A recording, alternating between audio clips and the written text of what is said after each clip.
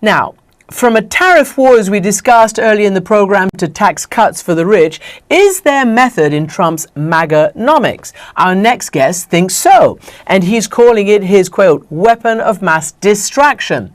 NYU professor, entrepreneur, and podcast host Scott Galloway joins Hari Srinivasan to break down what Trump's head-spinning, constantly shifting economic policies mean for the state of American finances. Christian, thanks. Scott Galloway, thanks for being back with us. Last time you and I spoke, we were talking about your book, Adrift. And at that time, you said, America as a country isn't lost, but rather adrift and unmoored. And I wonder, since that time, has your assessment changed?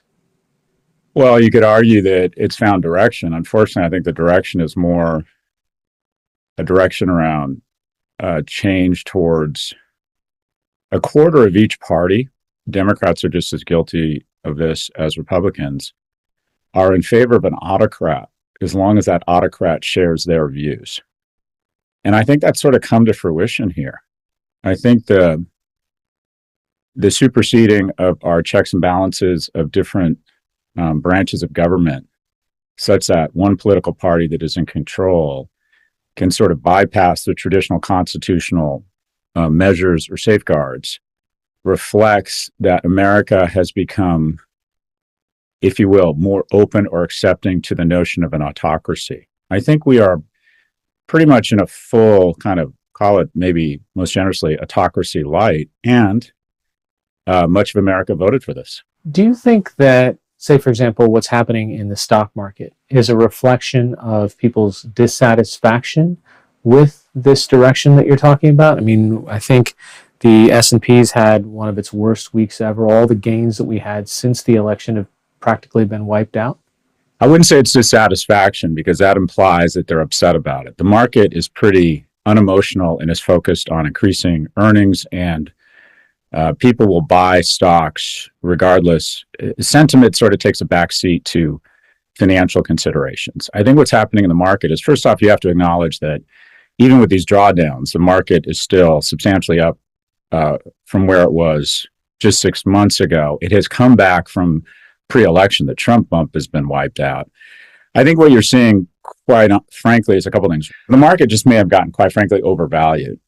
But I think the thing that kind of triggered the sell-off, if you will, is what appears to be irrational, non-economic decisions around tariffs, where we're basically ripping up these 80-year-long alliances with trusted economic partners that engage in mutually beneficial trade, and that these are not only a bad idea in the specific agreements we're wrapping up, but America is losing a very important brand association for economic relationships or geopolitical negotiations, and that is one of consistency. There was an estimate by the Yale Budget Lab that these tariffs are going to cost average households somewhere between $1,600 and $2,000 every year. It's also estimated to reduce our GDP as much as $110 billion a year.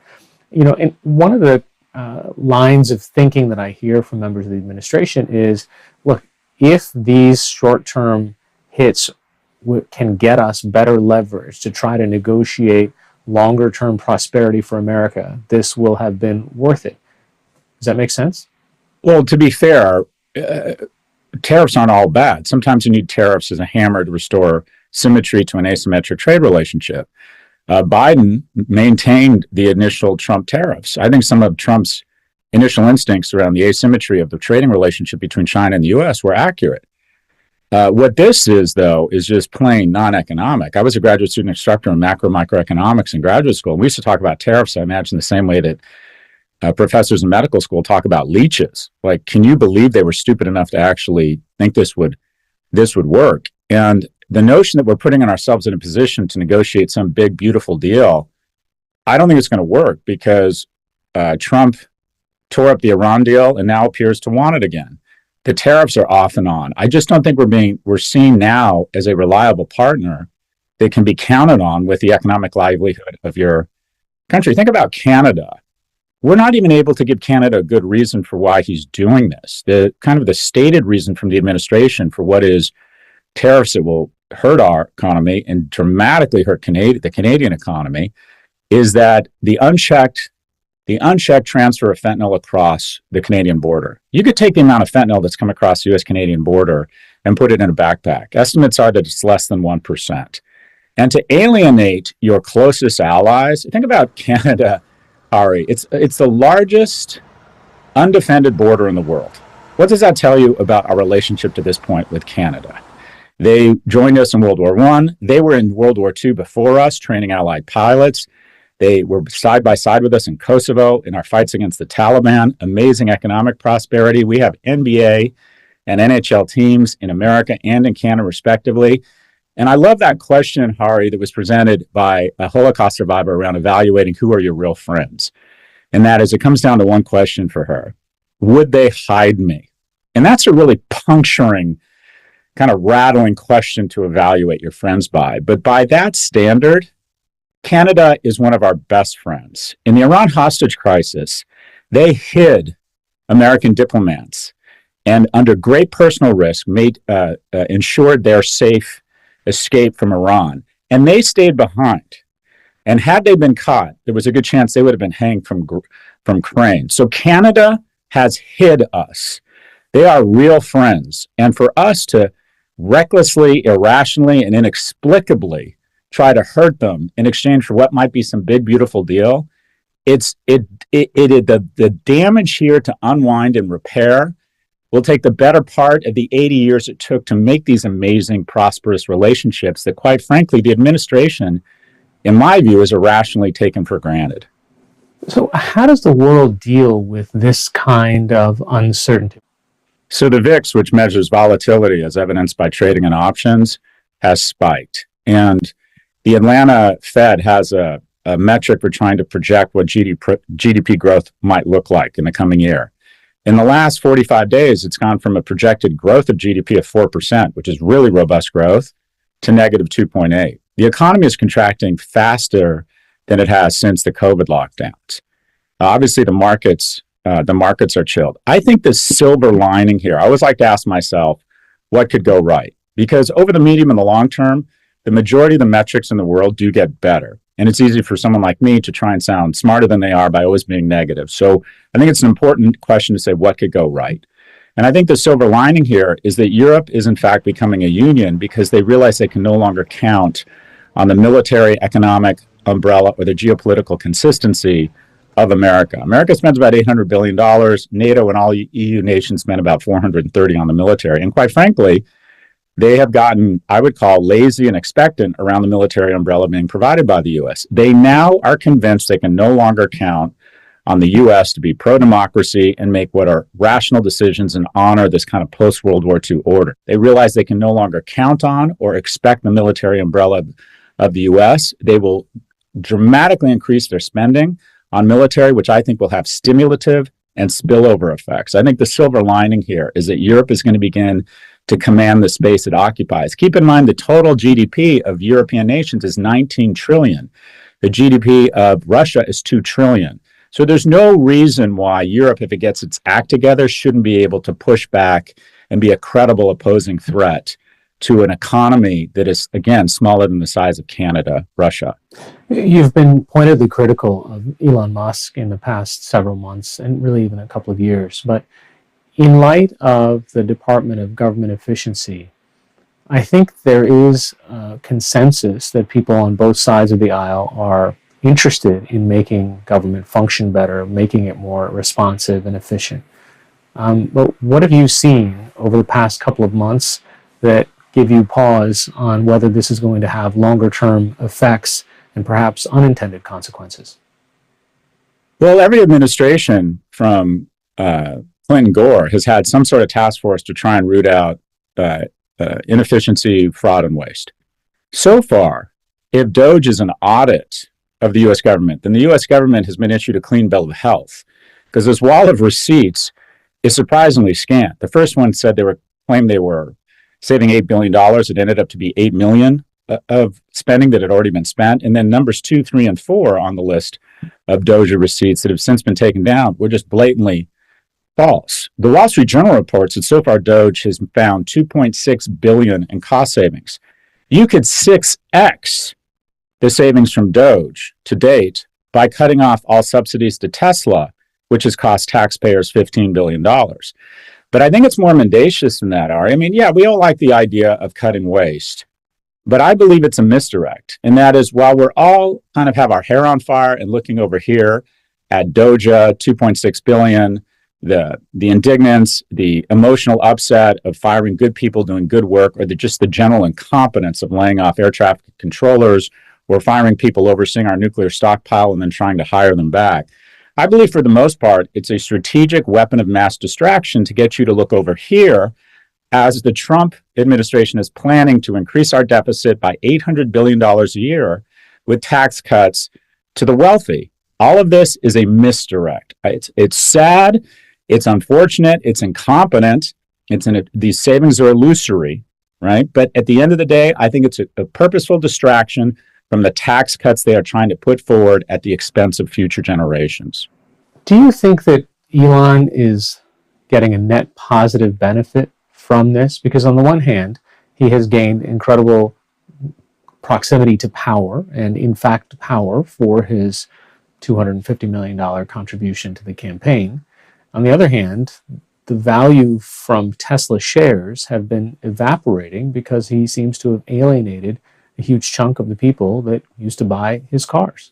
I think the political calculus here was miscalculated on his part. We were talking about Nike off mic. When Nike embraced Colin Kaepernick, which was a political position, they had done the math, and that is 2/3 of their revenue comes from people outside of the U.S. or people under the age of 30, none of whom thought the U.S. had it right on race relations. So they purposely tickled the censors or cemented their kind of progressive ideology among a customer base that they knew would appreciate that. Musk has made exactly the wrong calculation, and that is 3/4 of Republicans would never consider buying an EV anyway. His largest market is California, and sales are down 11%. In Europe, sales are off 75%. In Germany, and between 20 and 30 in other big EU markets. So essentially, Tesla has shed 1/3 of its value in the last month. It's given back all of its gain since the Trump election. What is really going to hurt his pocketbook is that it has now jumped the lab and is now starting to infect SpaceX, specifically Starlink, who is seeing contracts being canceled by people ranging from Canada to Poland, is saying, we can't count on you for something as important as communications and battlefield communications technology. So they're reconsidering their Starlink contract. So I would argue the political calculus here from Mr. Musk was wildly inaccurate, and he is seeing a lot of his wealth evaporate because the negative associations of Musk are starting to infect not only the Tesla brand, but also the SpaceX brand. So I think it was an irrational decision from a purely economic standpoint. Here we were at the inauguration, and we saw lined up next to the president literally the who's who of technology and billionaires standing next to him. And I wonder, is this just business as usual, or was it, is this different than what the Carnegies or the Rockefellers might have done 100 years ago? Is it just the optics that are different now, or is there something more structurally more destructive? It's a fair question, because I think a lot of people on the right would maybe fairly say, look, we may be more transparent and brazen about it, but it's nothing that lobbyists and lawyers and the media have been doing for the left. They've just done it more quietly and elegantly. When the most powerful or wealthy tech executives in the world are all willing to be intimidated into donating to an inaugural campaign, which they didn't do in 2020, despite publicly stating their politics were more in line with Biden than Trump, when they're willing to be paraded around for the benefit of the Trump administration, you have what I call a domino of cowardice. And that is, they text my Pivot co-hosts that they hate themselves and that they hate showing up in the inauguration, and then they show up. And then that gives Linda Yaccarino, the CEO of X, the confidence to demand that an ad agency advertise on their platform, or they risk having their merger blocked by her buddy who has proximity to the president. What we don't want to acknowledge in America is that rights and democracy are now a function of how much money you have, full stop. The wealthy technocrats and the 0.1% feel as if, and quite frankly, it may be true, that they are protected by the law, but not bound by it. Whereas the rest of the 99% are bound by the law, but not protected by it. I wonder, getting back to those CEOs for a second, I wonder if they now or will always have a shield that says, hey, listen, I'm just doing what's right for my shareholders. This is my fiduciary responsibility. So I give $1 million to the campaign or to the inauguration. You know what? It could help our stock down the line. Or if I don't give the $1 million, it could certainly hurt my stock down the line. And that's, as CEO, that's who I'm supposed to, be loyal to. I think that's a fair argument, Hari. But what I would ask is they don't ever use the term stakeholders again. Remember all this BS over the last 10 years where they start talking about stakeholders? Well, all right, the country, democracy, poor people, people who aren't politically connected, people who don't have stock options in Apple, the 99% that only own 10% of stocks. Are you supposed to also be representing them? Are you supposed to have some fidelity to the values, the rule of law, democracy, checks and balances that helped get you so rich in the first place? Because let me list all of the CEOs who have filled this leadership void and have said, I am more concerned about the long-term health of America and what it means for private and public companies, and I'm not going to engage in this sort of this kleptocracy. I'm not going to be an agent. So here are some of the CEOs who have filled this leadership void. Okay, list over. At some point, these people, many of whom talk about running for president, many of whom claim to be great Americans, many of whom constantly voice their gratitude for what is the best experiment and the best platform in the world for establishing economic security and rights. At some point, you'd like to think they're going to show some fidelity to the democracy and principles and rule of law and checks and balances that played a huge role in their wealth. But instead, they default to this, quite frankly, cold comfort of, well, I'm a fiduciary for shareholders. Let's be honest, just kiss his ass, give him $1 million and stay out of the crosshairs. Yeah, it's probably good in the short term. The question is, at what point does someone stand up and say, okay, I'm representing the bottom 99%, I'm representing democracy, and I'm representing what America is supposed to stand for, and paying it forward based on the incredible rule of law, democracy, fair competition that got me here in the first place. So I think the domino of cowardice here in the private sector is not only shocking, it's just very disappointing. Author and professor and podcast host of both Prof G and Pivot, Scott Galloway. Thanks so much for your time. Thank you, Hari. Always good to see you.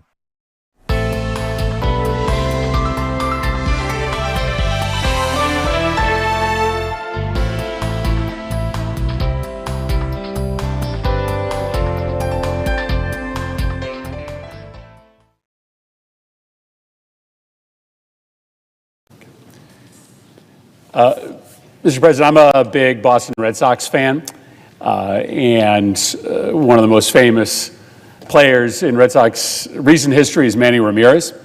Manny Ramirez was a good baseball player, but he had a habit of doing some pretty ridiculous things on the field and off the field that were really detrimental to the team. Some really bizarre on-field behavior, cutting off throws from other outfielders before they got to the infield, bizarre off-the-field behavior that disrupted the team. It became so regular that a phrase was adopted amongst the Red Sox fans, that's just Manny being Manny. And over the years, it just was accepted that every year Manny Ramirez was going to do a whole bunch of stuff that was really detrimental to the team. And over time, it just kind of became accepted that that was a fact of life, a way of life with Manny Ramirez. And as time went on, people reacted less hostily. It barely got noticed in some cases when he was engaged in these detrimental forms of conduct. And I tell that story because it stands for, a kind of universal concept. When bad behavior gets normalized, it no longer feels like bad behavior, even if that behavior is hurting people. Today, the world is littered with corrupt governments where the leaders and the really rich men who surround the leaders, the oligarchs, they steal from people. That's what they do. The leaders and the leaders' friends just keep a hand constantly in the government treasury, and they steal taxpayer dollars. They rig the rules of the economy in order to make themselves fabulously rich. They hurt the citizens of those countries. Vladimir Putin, for instance, has never had a job outside of government, but he's reportedly worth $200 billion. One of his many houses cost $1.4 billion to build. Supposedly, the landscaping costs on an annual basis for that house are $2 million alone. That $1.4 billion house was paid for by money he stole from the Russian treasury. In other words, he stole it from the Russian people. Putin and his friends have been doing it for so long and doing it so openly and brazenly. Putin, for instance, wears a watch that retails for $500,000, for $500,000, even though his official salary is only $140,000. They've been doing this so openly and brazenly, they're so public in their corruption in Russia, that it's just accepted. It's just mainstream, the fact that Putin and his cronies steal from the Russian people. That's what's happening in America today. And it's heartbreaking for me to say this. But in the first 6 months of the Trump presidency, Trump and Elon Musk and their billionaire friends have engaged in a stunning rampage of open public corruption. It's not fundamentally different than what happened in Russia. These are efforts to steal from the American people to enrich themselves.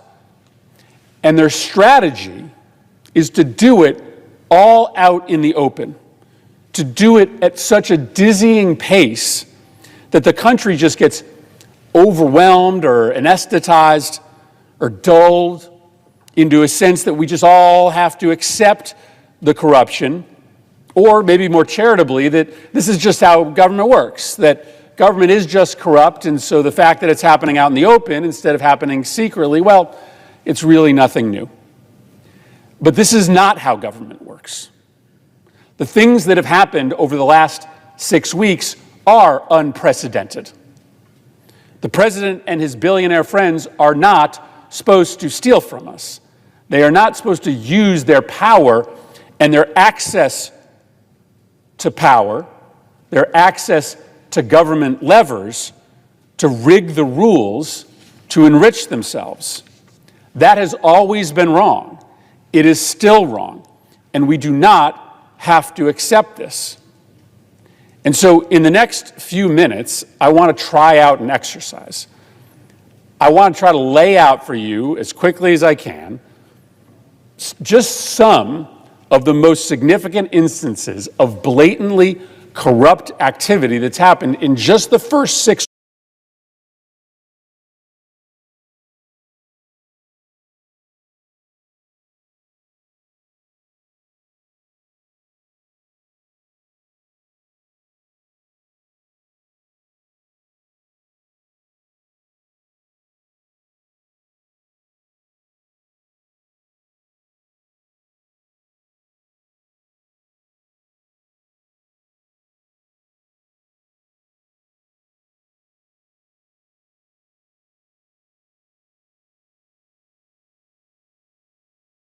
of the former Kenya Cooperative Creameries, KCC, whose services were terminated. You will remember in 1999, this question is by Senator Eddie Okech, MP. And finally, question number 042. And finally, question number 042 to the Cabinet Secretary, Ministry of Cooperatives, Micro, Small, and Medium Enterprises Development on the revival of Kimuri Coffee Factory in Kigumo constituency by the Senator Veronica Maina, nominated MP. Mr. Speaker, the tentative business for the afternoon sitting on 19th of March 2025 will include business not concluded from the order paper for 18th March 2025 and the following businesses. On bills at the second reading, we have the Public Finance Management Amendment Bill, the County Government's State Officers Removal from Office Procedure Bill, the Creative Economy Support Bill, the Livestock Protection and Sustainability Bill, the County Government's Amendment Bill, Senate Bill number 39 of 2024. And then the business in the Committee of the Whole include the following. 1, the Early Childhood Education Bill, the Energy Bill, the County Public Finance Laws Bill, the County Government's Election Laws Bill, the County Assembly Services Bill, the Street Vendors Bill, the Local Content Bill, the Land Amendment Bill, the Cooperative Societies Amendment Bill, the National Disaster Risk Management Bill, and, Mr. Speaker, finally, business on motion. Namely, the motion on the establishment of the National Teaching and Referral Hospitals in Kenya and consolidation of bursary funds for equitable access to education in Kenya. Mr. Speaker, sir, the projected business for Thursday, 20th March 2025 will include business not concluded in the order paper for Wednesday, 19th March, and any other business scheduled by the Senate Business Committee. I thank you, and I hereby lay this statement on the table of the Senate now this afternoon. Now, honorable senators, I will allow comments on the statements that have just been requested from the different committees for a maximum period of 15 minutes. And therefore, if you get an opportunity to comment on these statements, kindly speak for not more than 3 minutes. Senator Beatrice Akinyi. Senator Eddie Okech.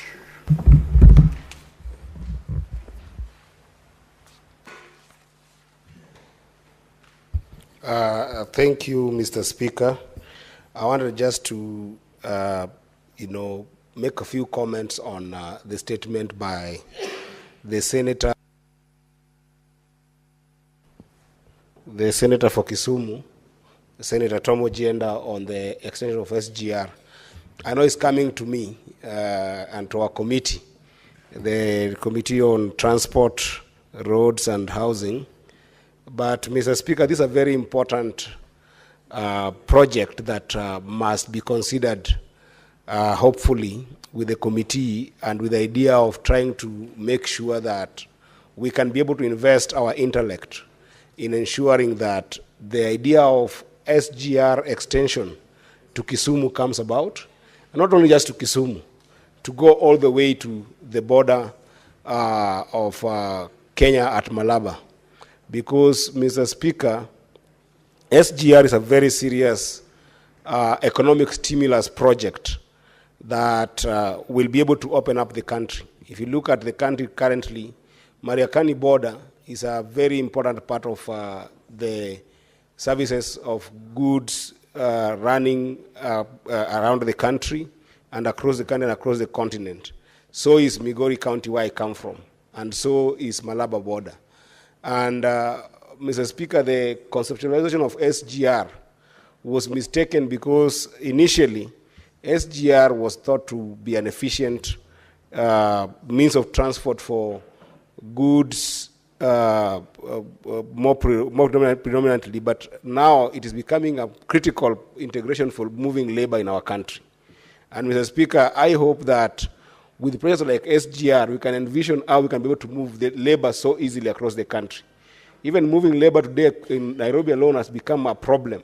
And I wanted to wish us the courage, Mr. Speaker, that even as the committee will be looking at this, we start dreaming and having ambition of even one day having a metro service within Migori County, within Mombasa, within Malaba, and within Kisumu, and if possible, we start with Nairobi, so that we invest on proper movement of labor in this country and make it cheaper to commute and transact business. So this is something we look at very strongly, and I thank Senator Ojienda for bringing this up, and I hope that with the broad-based arrangement, this is something that will be able to open up the country for all of us to be able to contribute in this economy. Therefore, I support it, and Senator Agenda, be assured that I'll take this matter very seriously together with the committee and make sure we give it justice. I thank you, Mr. Speaker. Senator John Kinyua. Asante Bwana Spika kunipa fursa hii. Nasimama kuchangia taarifa iliyoletwa na Senator Mondigi kuhusu hazina ya afya. Bwana Spika, wazee wengi ambao wamefikisha umri wa miaka 70 wanaishi kwa hali ya uchochole, hali ya umaskini, Bwana Spika. Kwa hivyo nataka kuunga mkono ya kwamba kamati itakapokuwa ikishughulikia hili jambo, ishughulikie kwa dharura, ndio wananchi wa Kenya ama wazee wetu ambao ni wakongwe waweze kulipiwa hazina ya afya na serikali, Bwana Spika.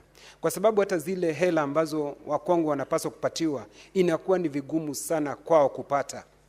Unapata wanakaa miezi mingi bila kupata zile hela, Bwana Spika. Na ilhali wale wazee ndio kwao ni rahisi sana kupata magonjwa, kwa sababu kwa vile ambavyo unaenda kukua kwa miaka, Bwana Spika, unakuwa hawezi kukaa bila kupata magonjwa, Bwana Spika. Wengi kila wakati wana madawa, Bwana Spika, ambaye hata kuyanunua inakuwa ni kazi ngumu. Si hao tu, Bwana Spika, hata walemavu, Bwana Spika, walemavu wanapata shida nyingi, kwa sababu hata kupata ajira kwao ni vigumu sana, kwa sababu watu wengi, ukienda katika gatuzi zetu, imeambiwa kwa asilimia fulani inapaswa kuandikwa kuajiriwa walemavu. Unapata hiyo haitendeki, Bwana Spika. Si hao, hata serikali kubwa, Bwana Spika, haiwaajiri walemavu, Bwana Spika. Kwa hivyo ni vizuri kamati itakapokuwa ikishughulikia jambo hili iangalie kwa kindani wakongwe wetu pamoja na walemavu wameshughulikiwa, Bwana Spika. Nataka kuunga mkono taarifa iliyotolewa tena na Senator Professor Agenda, Bwana Spika, kuhusu reli kupelekwa moja kwa moja mpaka Kisumu, hata katika Malava, mahali mpaka wa Kenya na Uganda iko. Kwa sababu, Bwana Spika, hiyo itaongeza mambo ya biashara. Watu wataweza kusafiri kwa urahisi, na nchi yetu ya Kenya, Bwana Spika, mahali ambapo itakapopitia sehemu hizo, utapata ya kwamba biashara zitaimarika, na wale ambao wengine ambao hata walifikiria kwamba sehemu zao ni kama zimewachwa, zitafunguliwa reli itakapopitia pale, na watu wengi wataweza kutufaika. Bwana Spika, nashukuru. Senator Faki. Asante Mheshimiwa Spika, pia mimi kunipa fursa kuchangia taarifa kuhusiana na milipuko ya mitungi ya gesi katika miji tofauti tofauti. Mheshimiwa Spika, nimpongeze Senator Agenda kwa kuleta taarifa hii ambayo imekuja katika wakati mwafaka. Mheshimiwa, kule Mombasa kila siku kuna moto isiyopungua 2-3, na mingi inasababishwa na milipuko ya gesi. Na mara nyingi Mheshimiwa Spika, japokuwa kuna ongezeko la matumizi ya gesi kwa matumizi ya kinyumbani, hakuja kuwa na mfumo wote wa kuwasaidia wale ambao wanatumia gesi hizi kupata elimu kuhusiana na matumizi hayo. Kwa mfano Mheshimiwa Spika, ule mpira ambao una connect mtungi wa gesi kuja mpaka kwenye kichwa ambako kinawaka moto, inatakana itumike baada ya miaka 2, lazima ibadilishwe.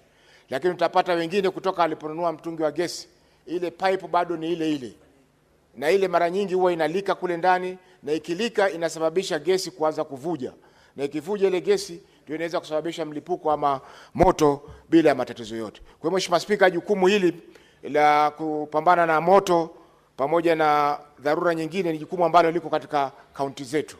Kwa hivyo lazima kaunti zetu zikishirikiana na EPRA, ikishirikiana pia na wahudumu wa zimamoto, waanzishe mikakati ya kuwaelimisha wananchi juu ya masuala ya matumizi ya gesi, kwa sababu mara nyingi wengi wanatumia gesi zile bila ya elimu yoyote, na hivyo basi inawafanya kuingia katika hatari ambayo inaweza kuepukika. Mheshimiwa Spika, kwa mfano katika nyumba moja Mombasa ya Kiswahili ina rumu karibu 10, na kila mtu ana meko. Kwa hivyo moja ikilipuka utapata milipuko 10 inalipuka kwa wakati mmoja, kwa sababu ule moto unasambaa kwa haraka, na vile vile inakuwa ni hatari kwa binadamu na vile vile pia kwa rasilimali ama majumba ya watu hao. Asante Mheshimiwa Spika. Senator Metha. Thank you very much, Honorable Speaker. I want to comment on that statement that has been sought by the Senator for Kisumu, Senator Professor Tom Ojienda, especially on the extension of the standard gauge railway all the way to Kisumu. What I want to agree with the colleagues who have actually said that it is movement of people and goods, and it will even make it is an economic viable project, Honorable Speaker. And since the chairman of the committee, the new chairman of the Committee on Transport is here, Honorable Senator Eddy, and whom I have not had an opportunity of congratulating. Congratulations, Senator Eddy. As you take up on this particular mandate, Honorable Eddy, I thought Senator Kinjo will actually mention that I would wish that you expand your scope, even as you look at the extension of the standard gauge railway from Naivasha all the way to Kisumu. What perplexes the people of Kenya is the fact that governments do not live, they don't live in perpetuity in terms of projects that they have initiated. On this matter of the standard gauge railway, Senator Kenya will tell you that we have a very magnificent railway or terminus at a place called Chaka. We have another one at a place called Olkalau. The railway between Gilgil or Kalau to Nyahururu was rehabilitated. We only saw one train use that railway, and we don't know what became of it. Senator Kenya will also tell you, there was even a standard gauge railway that was done all the way to Nanyuki in Laikipia. But nothing has been done to this effect, or we don't know what became of that particular project. We have a very magnificent railway terminus at Olkalau. We only see it as a white elephant. It was done. It was commissioned. It was opened. Nothing to show for it. The money of the people of Kenya was spent on these particular projects. What became of these projects, Honorable Speaker? Because we cannot just abandon, just because they were started by Uhuru Kenyatta. Nothing is being done to it, Honorable Speaker. And you know, these are capital projects. These are not small projects. These are not the small projects of 1 million chapatis, for example. These are capital projects that, Honorable Speaker, a lot of government money has been pumped on these specific projects, Honorable Speaker. We would want to know, Senator Eddy, as you bring that particular report, we would want that report to be very exhaustive.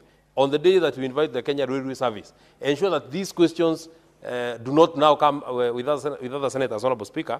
Get as many answers as you can so that we're able to serve the people of Kenya better. Asante. Senator Onyonka. Thank you, Mr. Speaker. I would actually like to pick up from where my brother, Senator Methu, has stopped, and that is, Senator Ojienda, thank you for raising that issue. I hope, Mr. Speaker, that when this SGR is going to be laid out, that Kisii will not be forgotten. There has been an announcement which was made by the government that the SGR would actually pass through a place called Nyamira and then go down towards Kisumu. Number two, Mr. Speaker, I really hope that the government realizes that SGR from Mombasa to Nairobi has a bad name. We spent excessively.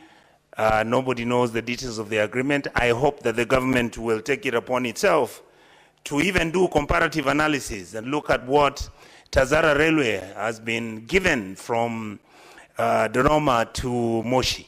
It is important that we compare what our brothers in the East African region have been given, so that then we can look and see whether we are getting value for money. If this project is complete, as the Senator of Kisii County, I would be extremely happy, because at least I'll be taking the railway line to Kisii when the Mai Hiu line, Honorable Halwale, to Kisii when the Mai Hiu line, Honorable Halwale, when it's not working.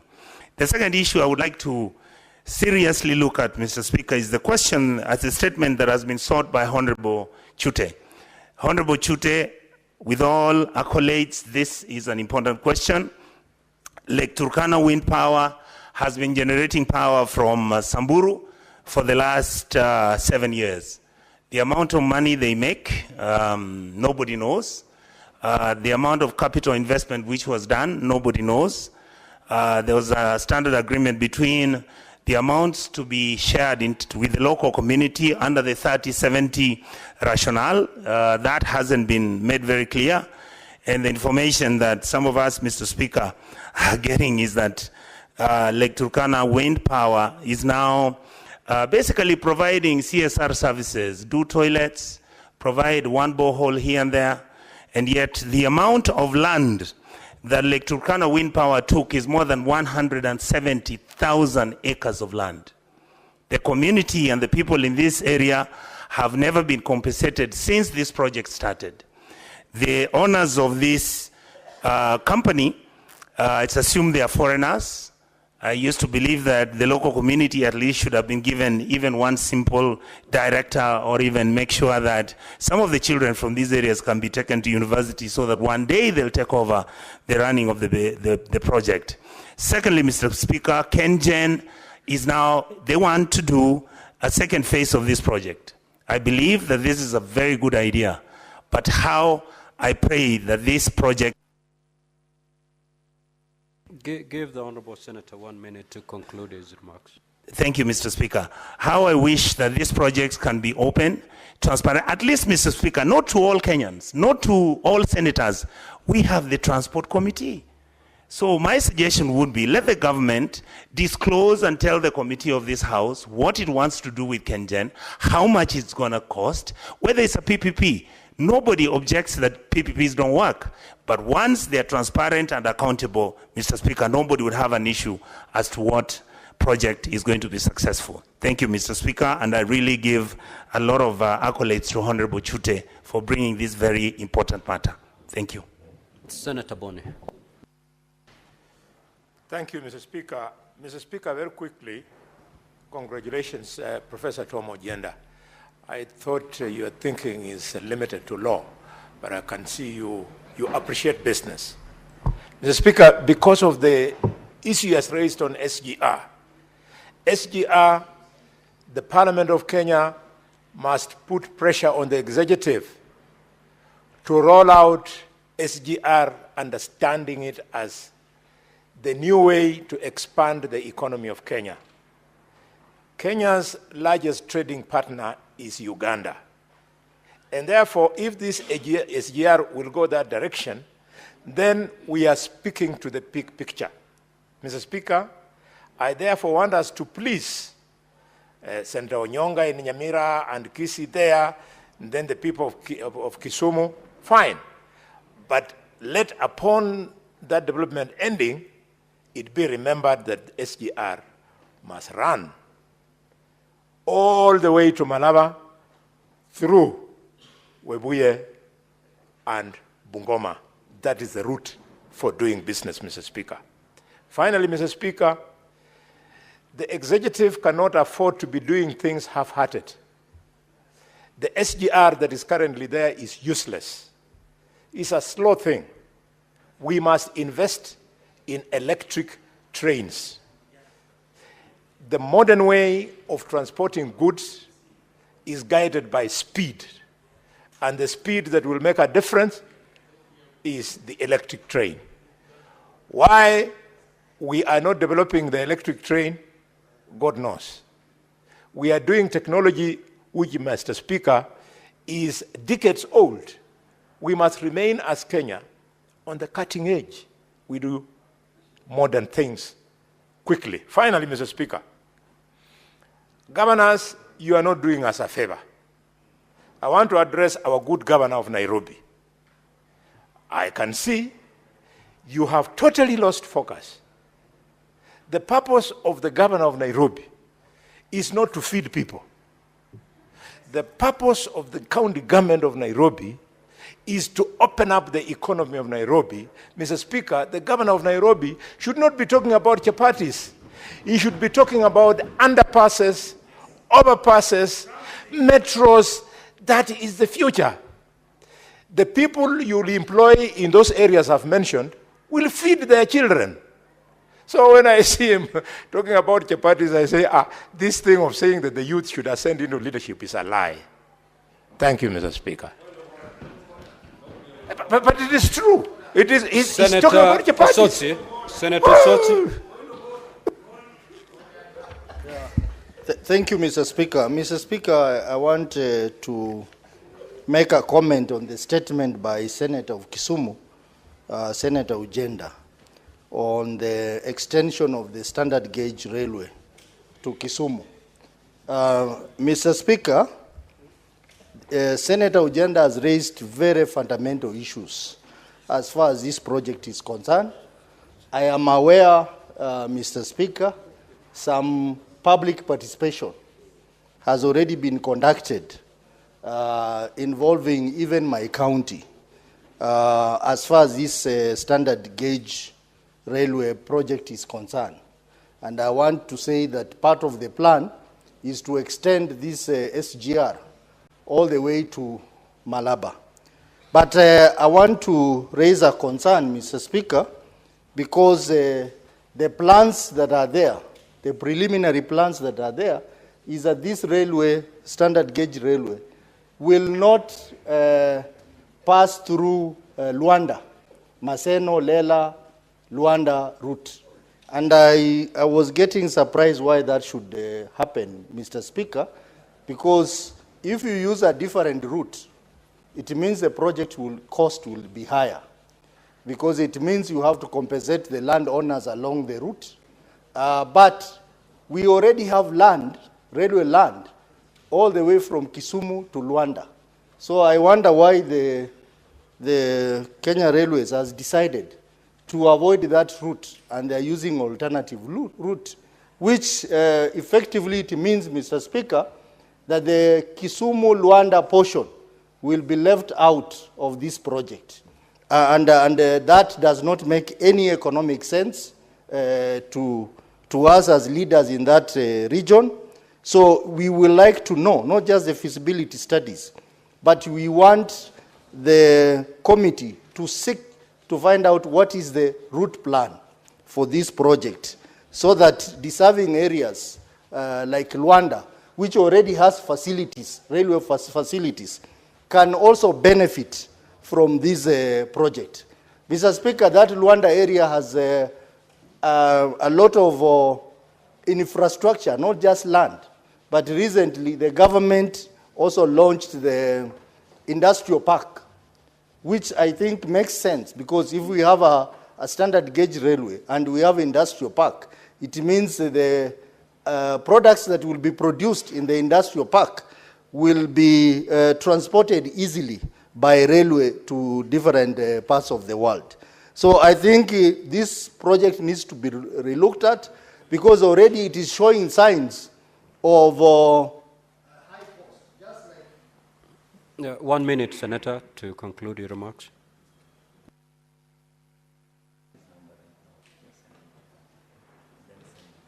already it is showing signs of high cost, because clearly the planners of this, the plans they have in mind is to try and divert the railway line to areas where they can have land negotiated and bought, and leaving out areas which already have land, like the patch between Lela, Maseno, and Luanda.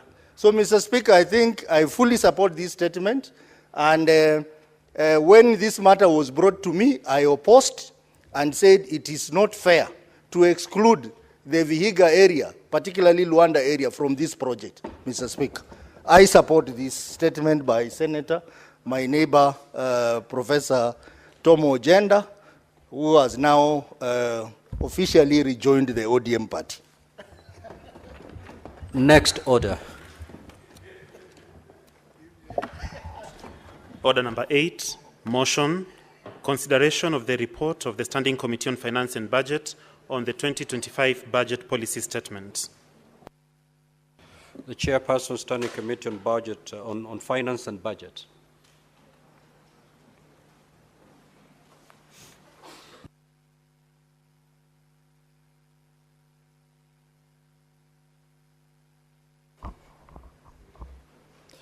Thank you very much, Mr. Speaker. I beg to move that the Senate adopts the report on the Standing Committee on Finance and Budget on the 2025 Budget Policy Statement laid on the table of this Senate on Wednesday, the 12th of March 2025, and pursuant to Section 25(7) of Public Finance Management Act and Standing Order number 187(7) of the Senate, Senate approves the 2025 budget policy statement. Mr. Speaker, Section 25(2) of the Budget of Public Finance Management Act, Cap 412A, provides that the National Treasury shall submit to Parliament the budget policy statement on or before the 15th of each year. Mr. Speaker, pursuant to these provisions, the National Treasury and Economic Planning submitted the budget policy statement to Parliament on the 13th of February 2025. Subsequently, the 2025 budget policy statement was tabled in the Senate at its plenary sitting held on the 13th of February 2025 and thereafter committed to this committee for processing. Mr. Speaker, the budget policy statement is a government policy document that sets out broad strategic priorities of government and how to fund them, including borrowing. Mr. Speaker, the budget policy statement ordinarily contains an assessment of current state of affairs of the economy, including the macroeconomic forecast, as well as priorities of the government in terms of the current pillars of growth and strategic directions. It also includes the financial outlook concerning government revenues, expenditures, as well as also a borrowing framework to finance the budget over the next financial year and over the medium term. Mr. Speaker, it also includes the proposed expenditure limits for the national government, including Parliament and Judiciary, as well as the shareable revenue indicative for county governments. It also includes the fiscal responsibility principles and objectives over the medium term, including limits on the total debt. Mr. Speaker, sir, the committee engaged with various stakeholders, and among them, the Commission on Revenue Allocation, Council of Governors, Institute of Certified Public Accountants, the Budgetary Hub, the County Assemblies Forum, the Institute of Public Finance, HENET, the Institute of Economic Affairs, Okoa Uchumi, and we engage with 13 constitutional commissions and independent office and 2 independent offices. And members of the public, Mr. Kelvin Ronyo, Mr. Peter Njoroge, and Mr. Eliud Matindi have also submitted their memorandum to the committee. Mr. Speaker, sir, the theme of 2025 budget policy statement is consolidating gains under the bottoms-up economic transformation agenda for inclusive green growth. The budget policy statement envisions the global economic growth. It envisioned the global economic growth to be at 3.2% in 2024, and it projected a 3.3% growth for 2025 and 2026. The economic growth in developing economies like ours, it was projected to stabilize at 4.2. And I'm happy to report that ours is stabilized at 4.6 in the preceding year, supported by technological advancement and growing consumer base and infrastructure development. Mr. Speaker, sir, the National Treasury projected initially the economic growth for 2024-2025 at 5.6, but the actual performance declined to 4.6 for that projection. And the budget policy statement projects that in the coming year, 2025-2026, 2026-2027, the economy to grow at 5.3% in both those 2 years. This growth is expected improvement from 4.6 is attributed to expected agricultural performance favorable in the current financial year to continue in the coming financial year, supported by also government policies such as subsidized fertilizer and also stabilization of our currency. Mr. Speaker, sir, the budget policy statement indicates that inflation has gone down and remained within the 5% target band since 2024. It was primarily driven by substantial drops in energy prices across, which is global, and ongoing modernization of, moderation of food prices. And the food prices have also stabilized.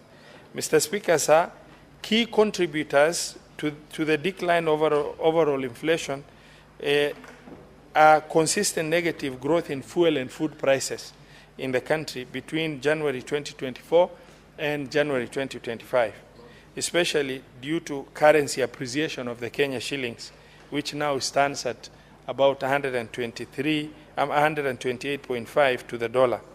Mr. Speaker, sir, under the revenue outlook, the projected total revenue collection for financial year 2025-2026 is Kenya shillings 3,385.8 billion, which is about 17.6% share of the GDP. Mr. Speaker, this represents an improvement of 11%, which translates to 325.8 billion. Relative to this projection of Kenya shillings 3,060 billion for financial year 2024, the projections are the outlook looks a lot better. The government expects to collect 2,825 billion as ordinary revenue and 550.7 billion from ministries in form of appropriation in aid. Mr. Speaker, sir, the first half of 2024-2025, the performance of our economy has been that total revenue performance fell short of target by 107.7 billion from the projected 1,442.3 billion. As at December 2024, which with a collection that was realized of 1,334.7 billion. This was majorly occasioned by the underperformance of ordinary revenue to the tune of about 93.3 billion.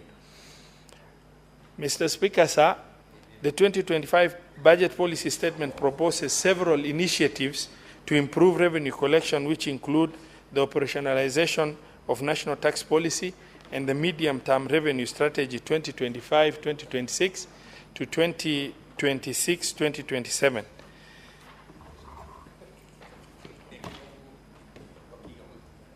Mr. Speaker, sir, the proposed overall budget for the financial year 2025-2026 is projected to be at 4,336.1 billion, which is 9.8%, translating to 387.7 billion, above the approved expenditures in Supplementary Estimate 1 for financial year 2024-2025.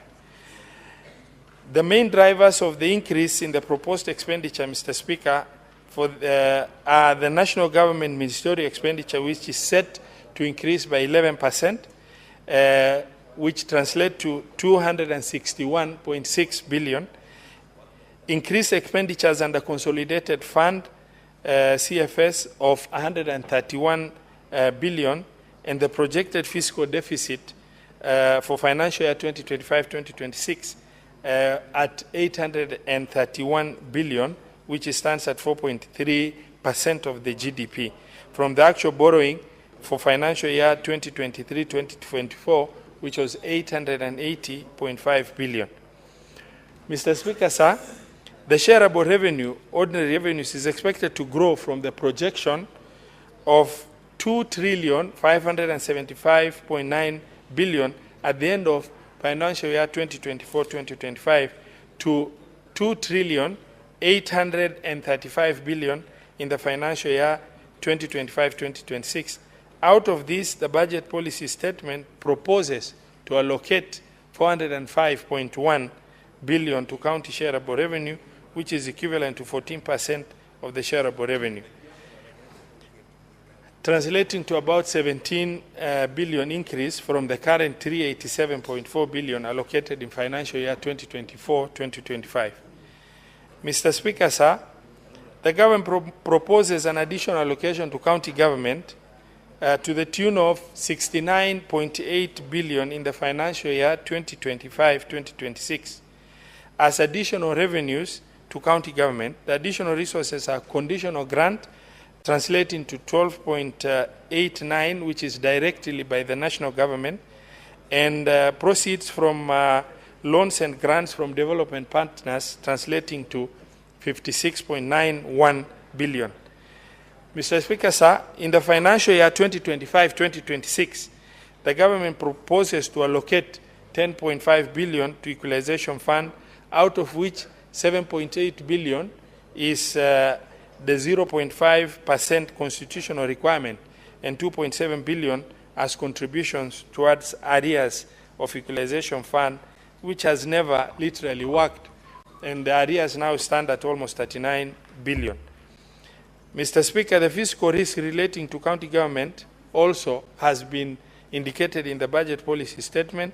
From a projection of 80.9 billion of ONSA's revenue collection, the county government for financial year 2023-2024 only managed to collect 58.9 billion, which is which indicates a revenue shortfall of 22 billion. Mr. Speaker, the committee held a total of 12 sittings to deliberate on budget policy statement and made several observations, which include the proposed revenue mobilization strategy as contained in the budget policy statement for 2025-2026 is similar with the one that they proposed in 2024-2025 budget policy statement, which raises concern about the effectiveness of these initiatives in regard to expected robust revenue performance as projected by the BPS.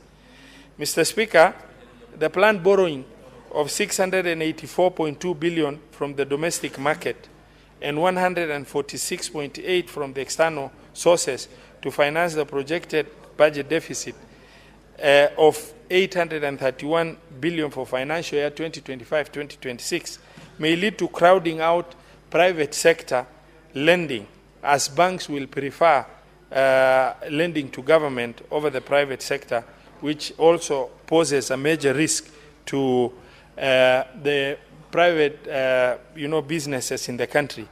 The most preferable situation is that of larger borrowing from the international lenders and limit the borrowing from the local market.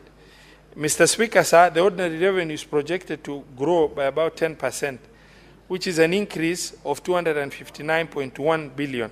However, despite this overall growth, the county equitable share for financial year 2025-2026 is proposed to increase by a paltry 17.7 billion. Mr. Speaker, in December 2024, the Intergovernmental Relations Technical Committee, IGRTC, identified and delineated and transferred several functions to county government. However, the Budget Policy Statement 2025 does not outline a framework for allocating resources to the transferred functions, which is necessary resources to support these functions. The absence of clear policy direction contradicts the principle that resources follow functions, potentially hindering effective service delivery at the county level. Mr. Speaker, the government intends to scale up funding for road sector, including financing and settlement of pending bills. The road sector, as you know, is very, very key to mobility and economic performance of this country. However, Mr. Speaker, there are limited finances and there has been accrued pending bills by both levels of government. However, in this regard, the budget policy statement has not brought out that aspect of the clarity on the borrowing. That is the infrastructure bond that is intended to be floated, that to be financed by about the 7 shillings per litre increase that was projected for the road to be able to settle the road sector pending bills. for the road sector, including using part of the RMLF as security to borrow and raise additional funds of about 175 billion to pay pending bills. Mr. Speaker, it's not only the national government that has pending bills on the road sector. The county governments also have pending bills. The additional 7 shillings following the rise of the levy from 18 to 25 in July last year, and which is intended to finance the bond to collect about 175 billion. This major shift means front-loading the use of RMLF by accessing quantum amounts now and use the periodic collection to offset the facility. Mr. Speaker, the committee has recommended setting aside 13.9 billion from the expected collection of RMLF for financial year 2025-2026 and a proportionate amount as a share of the 175 billion to be able to also facilitate county governments to offset their pending bills on roads. Mr. Speaker, while recent cabinet proposal to merge Kura and Kera is a step in the right direction, the budget policy document has not addressed itself to the issues relating to what that will entail in both those entities. Mr. Speaker, the committee made several recommendations, which include financial recommendations as follows. The county equitable share for financial year 2025-2026 be increased to 465.1 billion for the county government. Mr. Speaker, this is informed, and also the national government equitable share to remain, to be apportioned at 2,359,449 million. That the equalization fund be allocated 10.5 billion. That the additional allocation to counties be at 69.802 billion. That the commissions and independent entities that appeared before this committee have presented very justifiable reasons why some adjustment in terms of budgetary allocation is to be realized. The cumulative allocation proposed by the committee, Mr. Speaker, is about 2.4 billion for financial year 2025-2026. Mr. Speaker, the justification by the counties, by the committee for the proposal of 465 billion to a shareable revenue to county governments is as follows.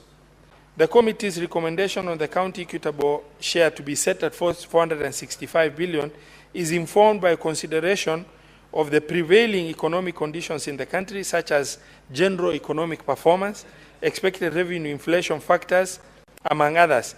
Further, the committee took into account the non-discretionary expenditure from the national government priorities expected to be implemented by the counties. Mr. Speaker, the 465 billion is based on approved Division of Revenue Act number 7 of 2024, which contained an allocation of 400.01 billion, adjusted by an inflation factor of about 4%, bringing that figure to 416 billion. This normally covers the additional growth in shareable revenue and general inflation in the economy. On top of this, the committee added the following non-discretionary expenditure to be borne by counties as follows. The impact of housing levy, which is legislation passed at the national level that has direct impact on the counties, amounting to 4.1 billion.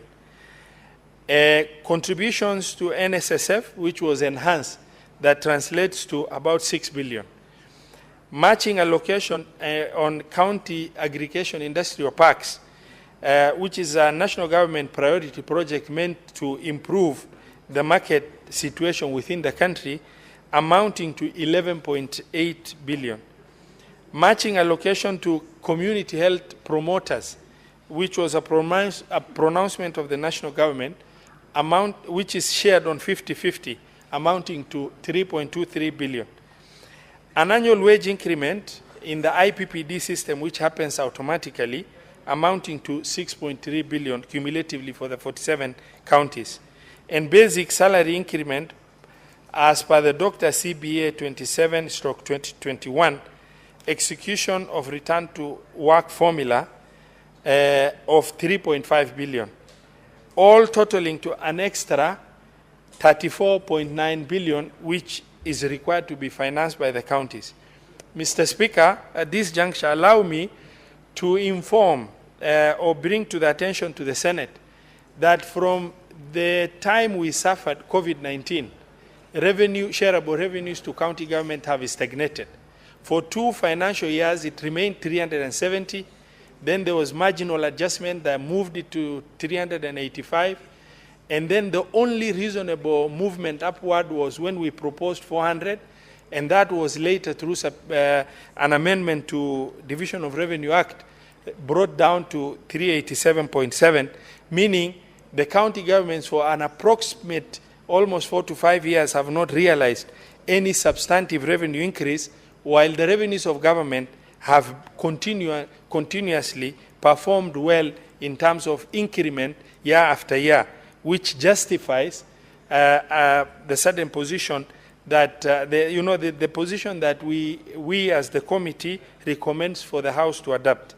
Further, it is expected that sharing of equitable revenue among counties in financial year 2025-2026 shall be used based on the proposed 4th basis of revenue sharing, which, based on the controversies that crowded the 3rd basis of revenue sharing in this same Senate, we envisage a challenging situation ahead. And because of that, the committee in its wisdom has proposed 14 billion to cushion all counties from transitional effects of the new basis of revenue sharing. All these add up to 465 billion, and hence the committee recommends the House to adopt this county equitable share for financial year 2025-2026. Finally, Mr. Speaker, I appreciate all stakeholders who appeared before this committee. Other than our traditional stakeholders, Mr. Speaker, we have engaged with 13 constitutional commissions and 2 independent bodies for the first time. And I also want to extend our appreciation to the members of the Committee of Finance and Budget who had to endure long hours to be able to engage with these strategic stakeholders to take their input. I also wish to appreciate your office, Mr. Speaker, and that of the clerk for facilitating committee activities flawlessly without any hitch. Lastly, Mr. Speaker, I request honorable senators to approve the committee's report on the 2025 budget policy statement. And as I move, I wish to request my brother, Honorable Senator Dr. Boni Kalwale, to second. Thank you, Mr. Speaker.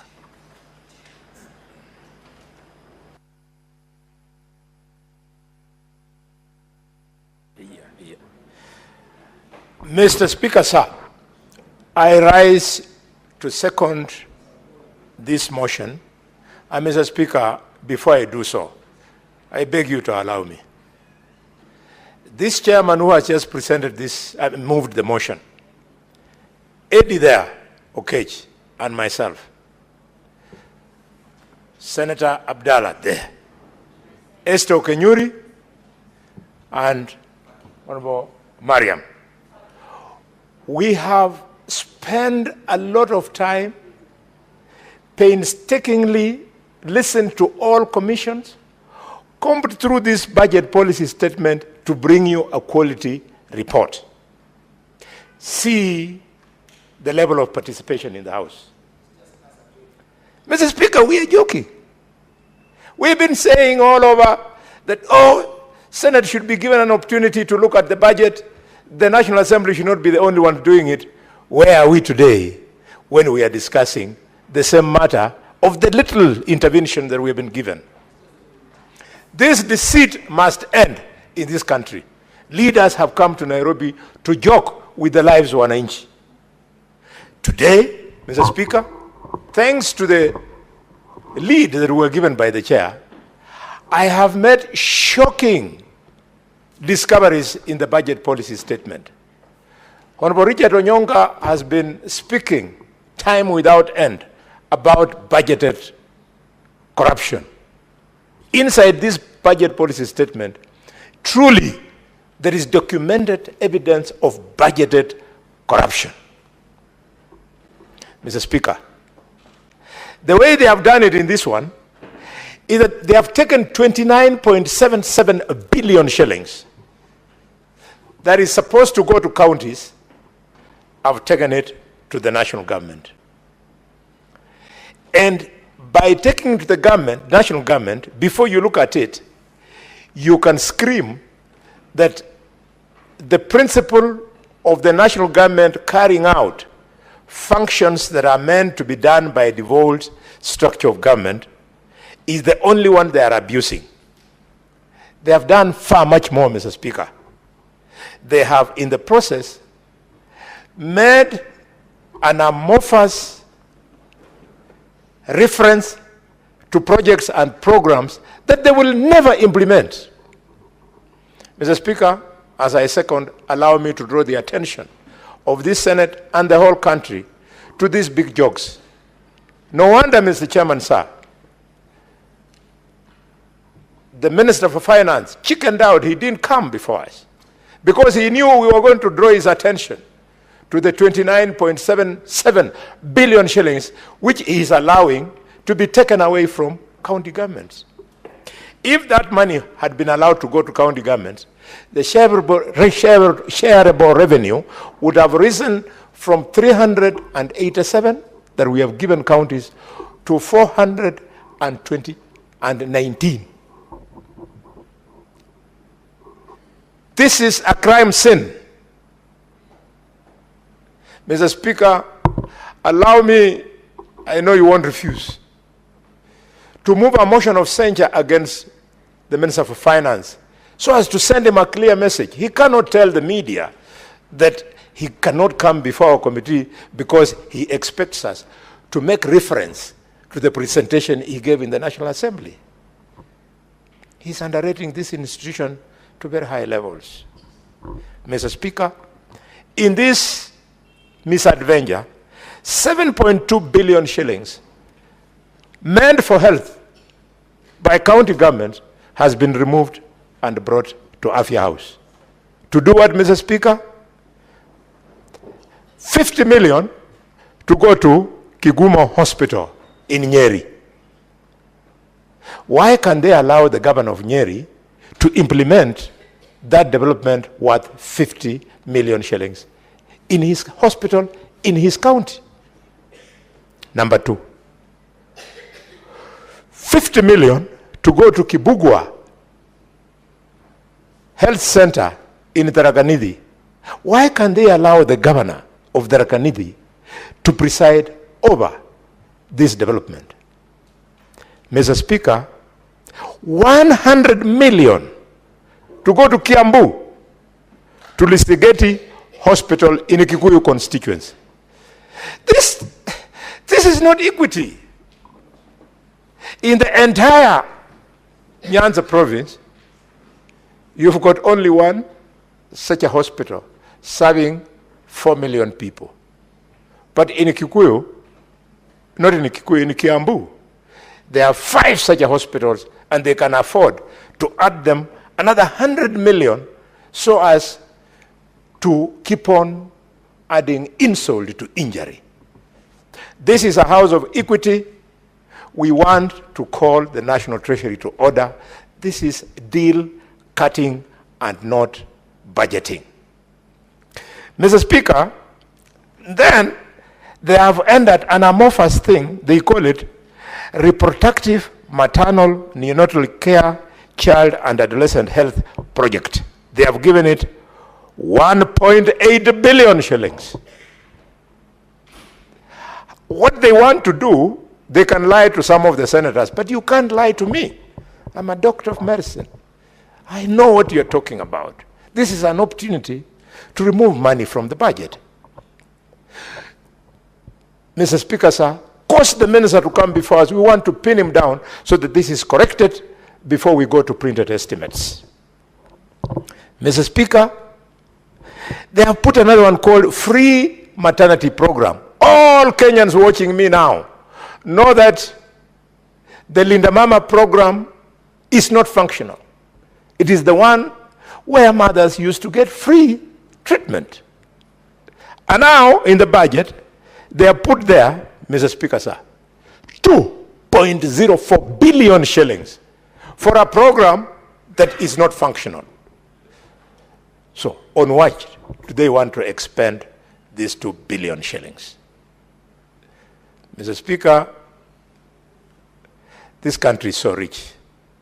I mean, if we can afford the luxury of billions just disappearing out of your house, imagine if that money would be pumped into our schools, would be pumped into our hospitals. Mr. Speaker, we have a great country, but we must do more as leaders. You go to Mr. Speaker, the road sector. Projects that should have been done by county governments worth 1.011 billion shillings that have been taken to the national government. To do what? To work on rural access roads in Kajiado, 65 million shillings. Why can they allow Governor Lengu of Kajiado to have these 65 million shillings, and he will decide using his county assembly on which access roads in Kajiado can be done. It simply means they want him to use the paltry budget that he has to fix those, and then there'll be double accounting. The guys at Ministry of Health, they'll say those roads were fixed at 65 million. It's only Parliament which can correct that. And we happen at this time to be the parliamentarians. Mr. Speaker, I don't know in Kilifi. That's where you were born and bred and where you live. I don't know the senator of Mandera. On your way from Isiolo all the way to Mandera, have you ever in your life seen a project of the government constructing bus stages? Have you seen it? That these are stages, modern stages being constructed. You go to Kigali in Luanda, they have constructed proper stages. We have none. And yet, in this budget, Mr. Speaker, budget line number 1091175,200 is for construction of such stages. And how much money is set aside? 203 million. That will never be spent. That will make some people look richer than me. You are not richer than me, I'm telling you. You are so poor. You're going to go to your graves with a big debt of 203 million, and I'll walk to heaven with no debt of stolen money. Mr. Speaker, we cannot allow the executive to get away with this. 203 million to construct bus stages, and yet you have never seen one in Kilifi, Migori. I don't know whether you've seen. I have served this country, Mr. Speaker, as a doctor in Kwale County, Mombasa County, Kisii County, Nairobi County, Kirinyaga County, and Kakamega County. I have never seen bus stages being constructed. This is theft. Mr. Speaker, sir, I want to conclude by speaking to 300 million, which again has been gutted from the devolved structure of government. And that 300 million, they are telling us they are going to use it on enhancing community resilience and water security. Please, take this 300 million, take it to Turkana, or let Turkana share with Marsabit, so that they give our children their water. Children of God. The women in Turkana spend their entire lives looking for water. They cannot be economically productive in their families. And yet you have 300 million that will sit here at Afia House, not at Afia House, at, is it called Maji House or something?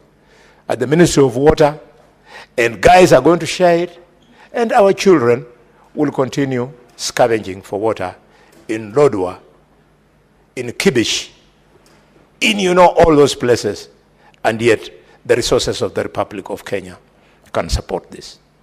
Mr. Speaker, I hope colleagues will do us a favor. If you want us to continue working for you, colleagues, as a Committee of Finance, then please be here when we bring you the report of our work. Otherwise, Mr. Chairman, I will not be coming to your meetings at 8:30. I mean at 7:30, missing breakfast with my toothless daughter. When I see her toothless mouth as I eat, I feel very nice. But you deny me that chance because I'm coming to do this work, which looks like it's thankless. Mr. Speaker, with those many remarks, I second.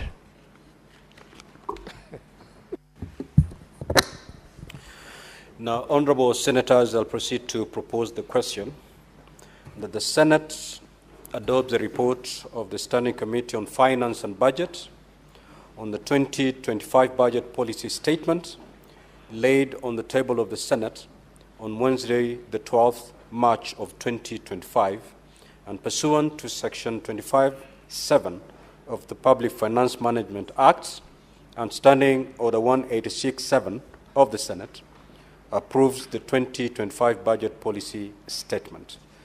Now, the floor is open. Senator Eddy.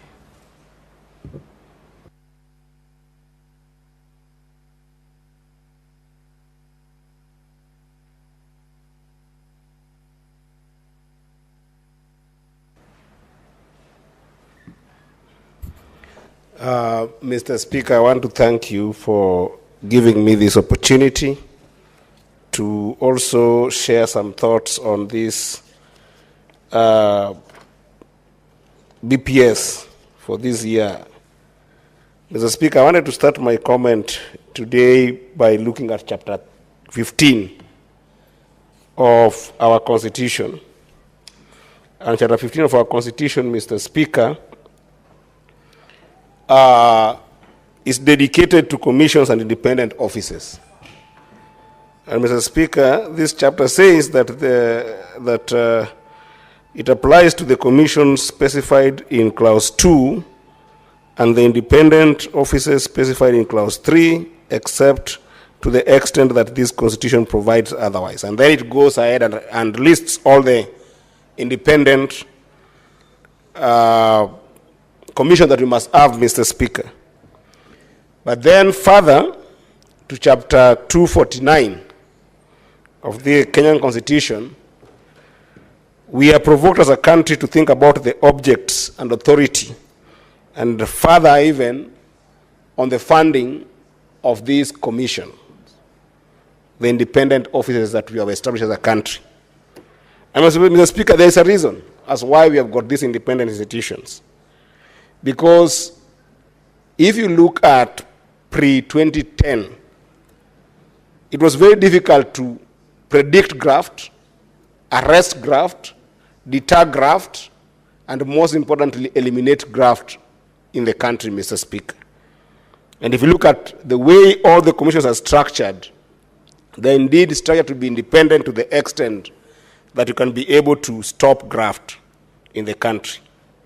But Mr. Speaker, this House, since inception in 2013, has done disservice to Article 249 of the Constitution.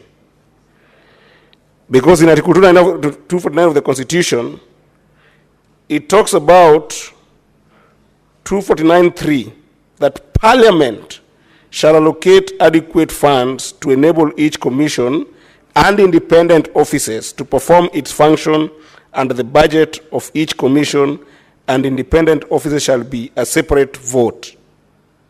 What this means, Mr. Speaker, is that while in the mind of our colleagues in the National Assembly, the Senate is not supposed to participate in the budget-making process in terms of active allocation and in terms of thinking about strong money bills that come out of this House, as Mr. Speaker.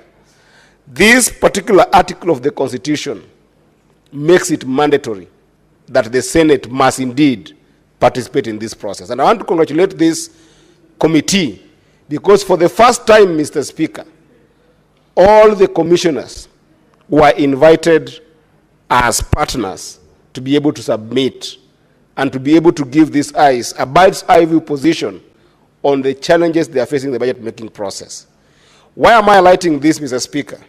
I'm highlighting this because the CS of Finance and Budget, who actually used to be my party chairman, disparaged this committee by not showing up to be able to listen to what this committee has as concerns in this budget-making process and the budget policy statement that is going to be a crux of what is going to inform the finance bill that will come in the next few coming months, Mr. Speaker.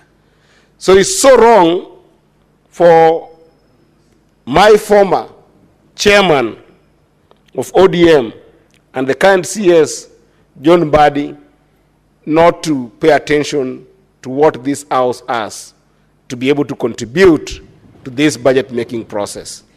Mr. Speaker, it's so bad to the extent that if you look at the submission made by, for instance, the control of budget, one of the biggest problems that we have been struggling with as a House that is supposed to do oversight on counties is the issue of automation of processes of requisition of money going to our counties. And Mr. Speaker, this is how this process works, which is why, Mr. Speaker, if you look at this report, the committee has actually recommended significantly marginal increase on the money that is being given to these commissions. We have recommended about 10% on average to all the other commissions, and I think that the commissioners, I hope they are listening to this House, that they must be added money to effectively make sure that there is no graft in our county. And they have been added money to make sure that there is no graft within the nation of Kenya.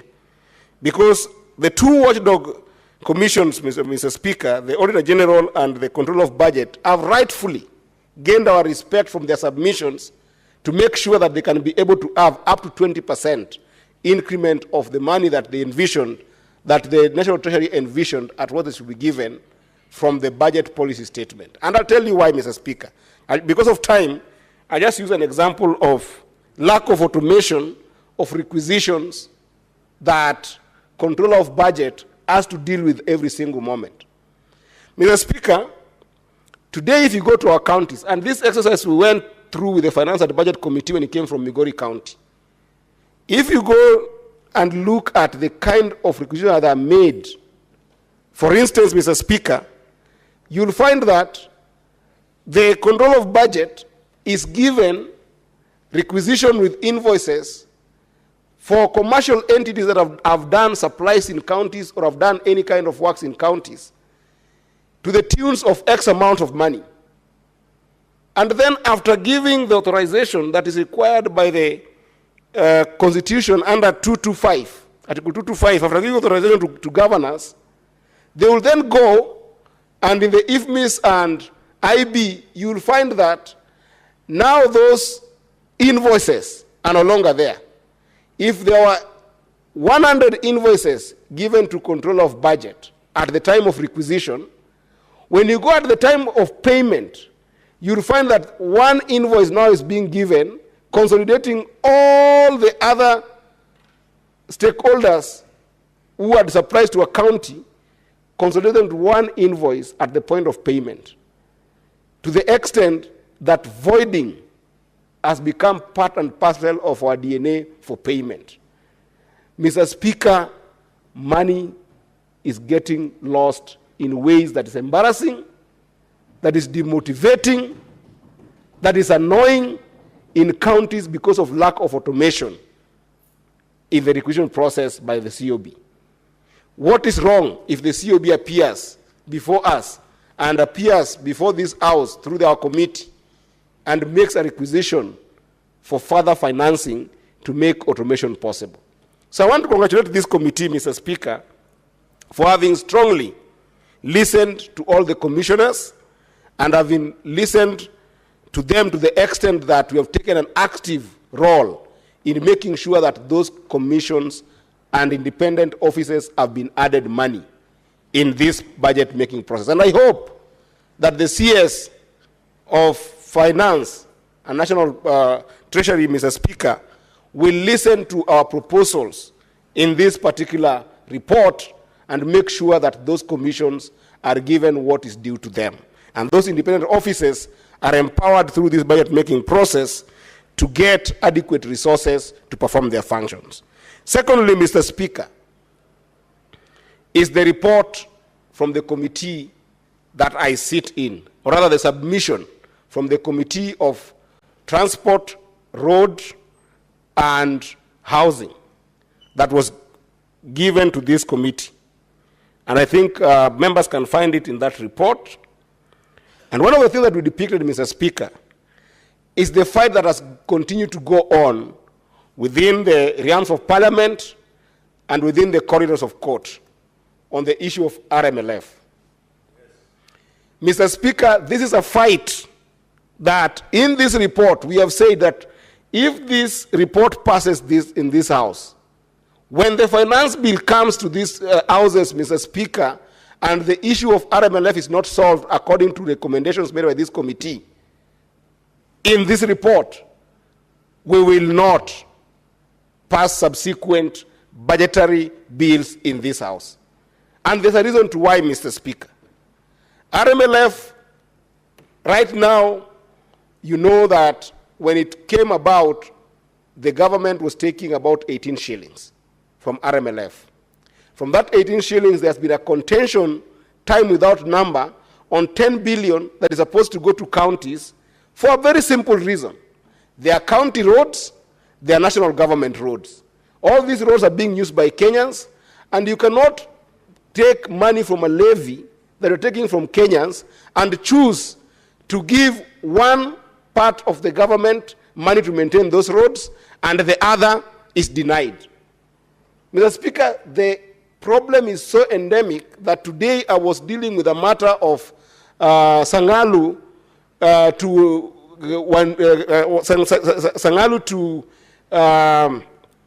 it's called what? Where Senator Sifuna comes? The home of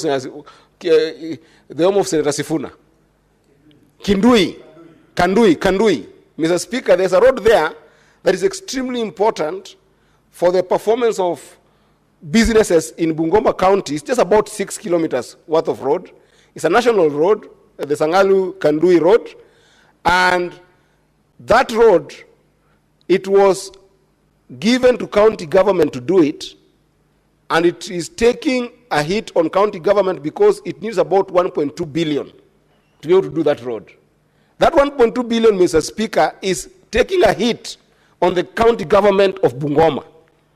The county government of Bungoma has struggled and paid 512 million to start that road. And it has been tarmacked halfway, Mr. Speaker. But then, when you look at the portion that the national government was supposed to do, Mr. Speaker, that has made that road stall, and now forcing the county government of Bungoma to start thinking about budgeting in this year's budget to put another 212 million to be able to continue with the construction of that road, Mr. Speaker, it is unfair. Yet if you look at RMLF, Mr. Speaker, it is continued to be a battle, and a battle that we are not winning, but in this time round, Mr. Speaker, I think we should win it. Mr. Speaker, you remember last year on RMLF, there was another levy that was increased on the same fund, Mr. Speaker. 7 shillings that was added on motorists. That 7 shillings, Mr. Speaker, was to further enable RMLF continue being strong in terms of financing maintenance of these roads, Mr. Speaker. That means that today we are taking up to 25 shillings out of Kenyans to fund RMLF. But now, Mr. Speaker, in this BPS, the 7 shillings is actually not proposed to go and take care of roads. that are supposed to be maintained. What is happening, Mr. Speaker, is that the 7 shillings has been put into a road bond, and that road bond has been floated into the capital markets, and I think that already Trade Development Bank and other banks are participating, so that the bond is going to help the national government deal with the backlog of pending bills on existing projects. Because currently, Mr. Speaker, the national roads have got a pending bill of about 175 billion. That 175 billion, Mr. Speaker, out of it, we have got project-affected persons who are still claiming about 39 billion out of this. And it means, Mr. Speaker, that if it is not solved, it becomes a crisis. Yet the solution for solving it, Mr. Speaker, again is RMLF, where the 7 billion has now been put into road bond. Now, the fundamental question we are asking is very simple, Mr. Speaker. If the levy is taken on all Kenyans, why can't the bond also be divided between the national government and the counties, so that counties who are also having serious pending bills, like Bungoma that I've just quoted, that has got about a pending bill of 212 million on the Sinyalu, Sangalu, Kandui Road, why can't they also get a fair share of that road bond to be able to deal with county governments' stuck roads and pending bills that are related to roads that are maintained by counties? It is in our report, Mr. Speaker. So on RMLF alone, Mr. Speaker, we are urging the House that the report is recommending 13.9 billion that must go to counties. Must go to counties on RMLF because they deserve it. And we are recommending that we must also make sure that the road bond is shared with counties, Mr. Speaker. Mr. Speaker, as I finish, I want to echo the thoughts that have been shared by my brother, Senator Boni Alwale. And Mr. Speaker, perhaps before I finish, this is such an important issue that I'm realizing that there are no members in this House, Mr. Speaker, to discuss, and there's only members of the Finance and Budget Committee. So I don't know whether under standing order number 1, Mr. Speaker, perhaps you could rule that we're given more time to give the nation some ideas of what is going on. Because if there are no members in the House, and this is a very important issue, and I only have my 20 minutes, and I can do justice to this particular BPS with another 5 more minutes, Mr. Speaker, it's up to your discretion, Mr. Speaker. But I know you have been a very generous speaker to us in this House. Perhaps you'll consider. But as I said, Mr. Speaker, the issue of budgeting for national functions vis-a-vis county functions, Mr. Speaker, is something we must confront. Under Schedule 4 of the Constitution, Mr. Speaker, it is very clear, like day, what belongs as a functions of counties and what belongs as a functions of national government. This behavior, this conundrum of national government consistently hiding hiding county functions in the budget-making process and taking it to the national government instead of financing counties, Mr. Speaker, this is why this House was formed. This is why Article 96 of the Constitution exists, Mr. Speaker, to protect the interests of counties, to protect the ideology of devolution. Mr. Speaker, you cannot have 22, in fact, I want to be very precise, Mr. Speaker, that I want to invite this House to 29 billion 724,229,484 shillings. That is money that has been budgeted by the national government on purely county functions. There is no any excuse structurally, ideologically, financially, operationally, politically, in whichever form you take it, Mr. Speaker, even in economic policy, there is no any excuse to have these monies go to national government. Mr. Speaker, we can't allow this. These 29 billion, Mr. Speaker, must go to counties. It must go to counties. And Mr. Speaker, in the spirit of the agreement, the cooperation agreement that President Ruto and Honorable Raila Odinga signed recently on the idea of entrenching devolution, promoting devolution, empowering devolution, making sure that devolution can work, Mr. Speaker. They said that there's a possibility of concurrence between Parliament and the executive to even give counties 450 billion. We are now giving them a scientific solution to be able to make sure that these monies go to county. And the scientific solution is this, Mr. Speaker. And Mr. Speaker, I beg for 5 minutes to go through this. The scientific solution is very simple. On vote D133 on State Department for Environment and Climate Change. Go and look at that vote on BPS, Mr. Speaker. On the idea of National Solid Waste Management, 40 million that has been given to the national government and that department must go to county. Dear Honorable Raila Odinga, dear President Ruto, that money must go to county.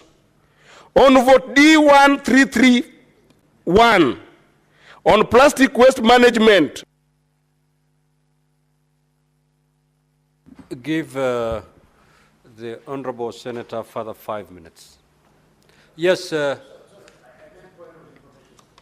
Sure. I can always be informed by the Senator. Yes. I just want to inform the distinguished senator from Migori that I hear him daring and begging the president and the former prime minister. That is the beginning of where we get it wrong. The solution lies in this parliament. For your information, the chairman of the Budget and Appropriation Committee is a member of ODM, member number 350, I've forgotten, called Honorable Atandi.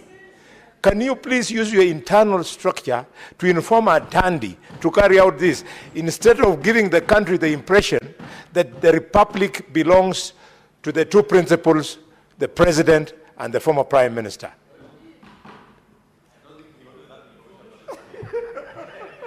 Mr. Speaker, that's a very valid information, but I think that the context is more important than information. The context here is this, and I know that the whip was not in the signing of the cooperation agreement, when the president and the former prime minister were signing the agreement. The context is this.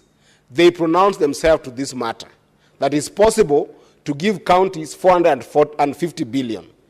And I'm saying that the National Assembly and the Senate might not have had a scientific way to get to 450 billion, because the committee already has recommended that we give counties 405 billion. Scientifically, this committee is never out of science. But I'm adding more science to the committee and telling the committee that if you look at the budget, the budget that has been proposed in the BPS, there is more money, Honorable Boni Alwale, there is more money that must be given to be added to the 405 billion to make it 465 billion. That's what I'm saying. And I'm informing you that on these votes, these monies must go to counties. And I'm going to say them very, very fast. Mr. Speaker, if you allow me. I've said that on vote D1331, 12 million that is put there to go on sound chemical and waste management in Kenya, take it back to counties. Enhancing community resilience and water security, that's a county function. 300 million, Mr. Speaker, must go to counties. On vote D1152, State Department for Energy, the money that has been put there of 1.4 billion for the last mile electricity connectivity and a better must go to county. Mr. Speaker, on the same vote, critical rural access, last mile connectivity, 200 million must go to county. Mr. Speaker, on vote D1162, State Department for Livestock and Development, 20 million put for livestock production interventions. Agriculture must go to county. Mr. Speaker, on the same vote, establishment of feedlots, fodder and pasture, a whooping 50 million, Mr. Speaker, must go to county. Mr. Speaker, on vote D1104, State Department of Irrigation, Mr. Speaker, smallholder irrigation program, 7 billion must go to county, Mr. Speaker. On community-based irrigation projects, 1 billion must go to counties, Mr. Speaker. On vote D1091, State Department of Roads, access roads to affordable housing facilities, a whooping 325 million, Mr. Speaker, must go to counties. And Mr. Speaker, on access to roads to industrial park facilities, already counties are contributing to this, Mr. Speaker, and they are struggling in their physical space. A whooping 290 million, Mr. Speaker, must go to county. And Mr. Speaker, because of pressure of time, I must say that if I summarize, the all vote around State Department for Medical Services, a vote of 7.2 billion, that money must go to counties. A whole vote on State Department for the SAL and Regional Development, a whooping 2.7 billion must go to counties. And a whole vote on what we call State Department for Environment and Climate Change, which is coming to about 374 million, Mr. Speaker, must both go to county.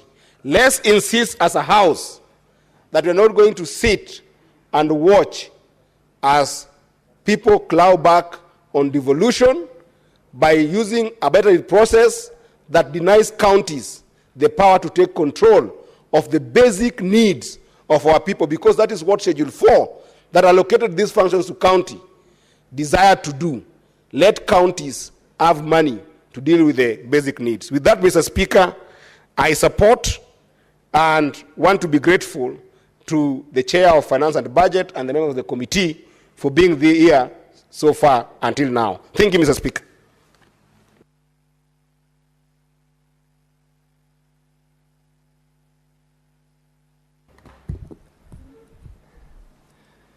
Senator Eddy, thank you for the contributions that you have made to that policy statement. And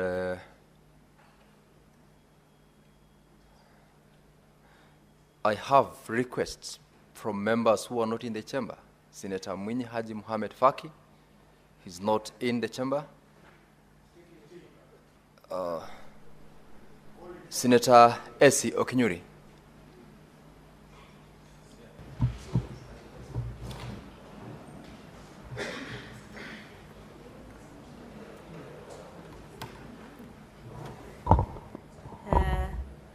Thank you, Mr. Speaker, for this opportunity. First, before I go into contributing to the BPS, allow me to send my sincere condolences to the family and friends of baby Riwadh Yasir Nur. This is a baby whose case of negligence as a member previously of the health committee we were investigating. Unfortunately, we lost the baby and is being buried today according to the Muslim traditions. And it's very unfortunate that even the report is yet to be tabled on that baby for the family to get justice. May Nur's soul rest in eternal peace.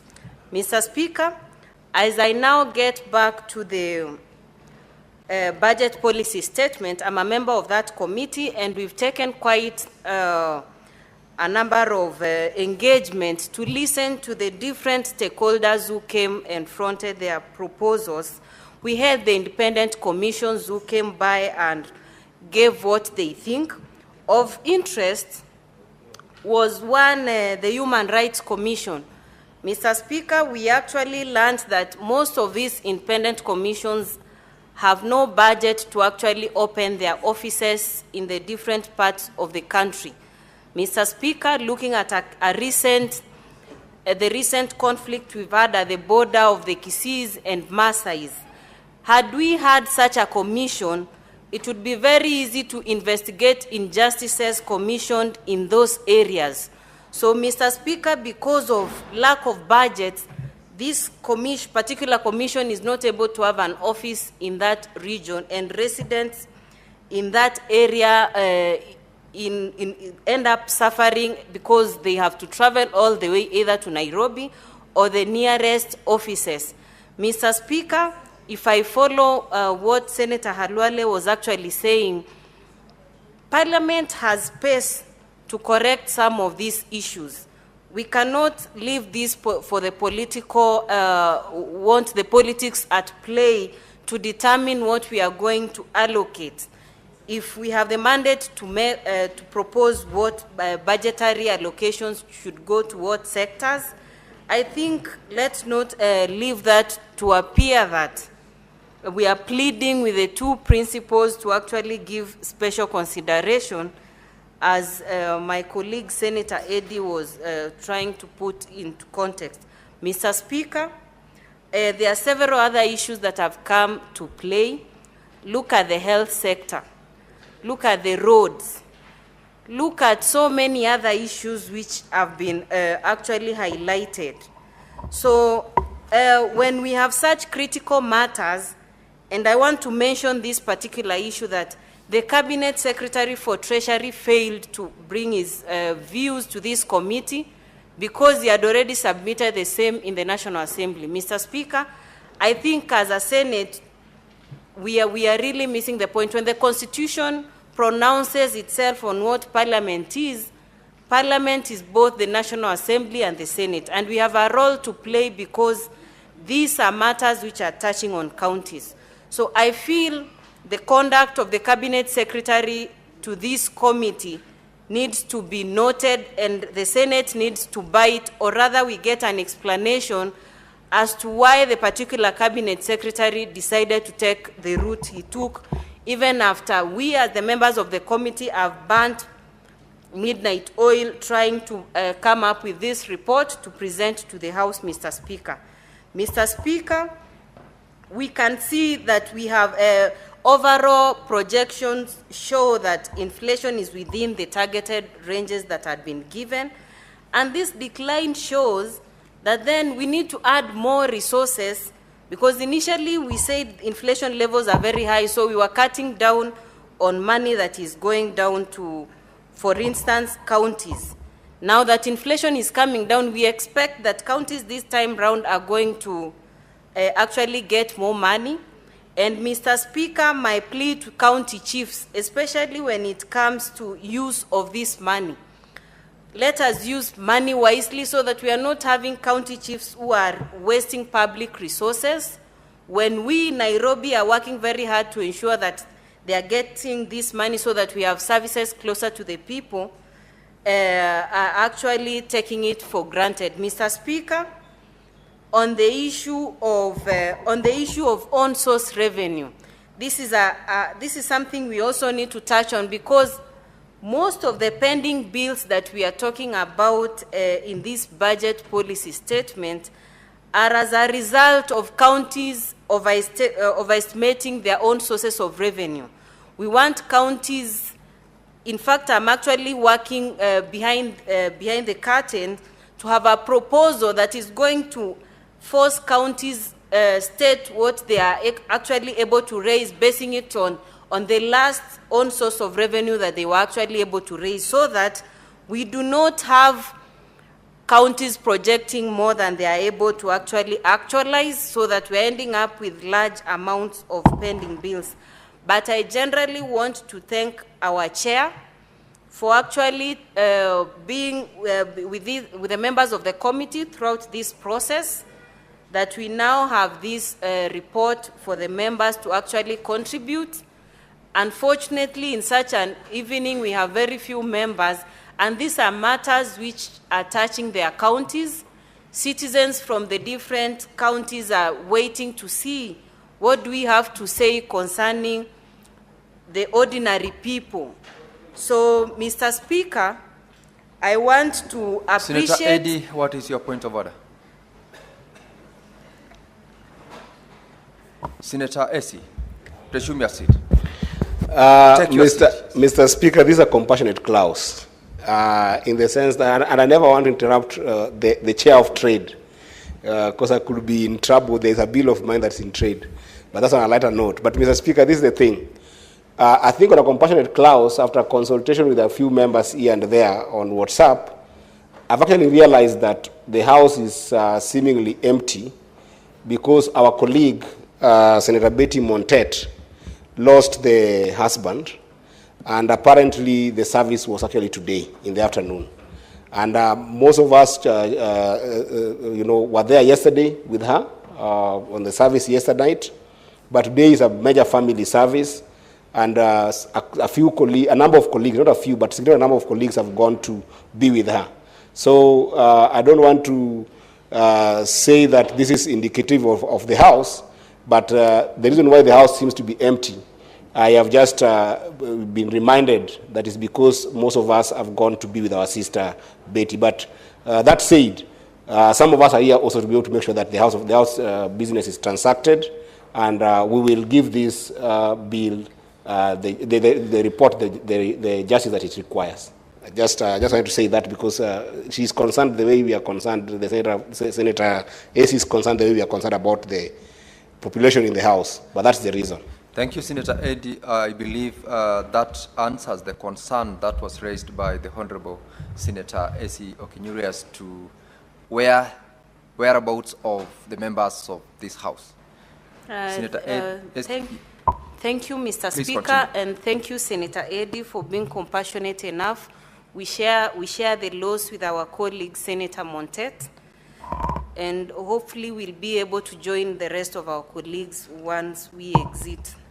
Mr. Speaker, lastly, I want to look at some of what we as a committee were recommending, that I had actually mentioned this, in order to bring services closer to the people.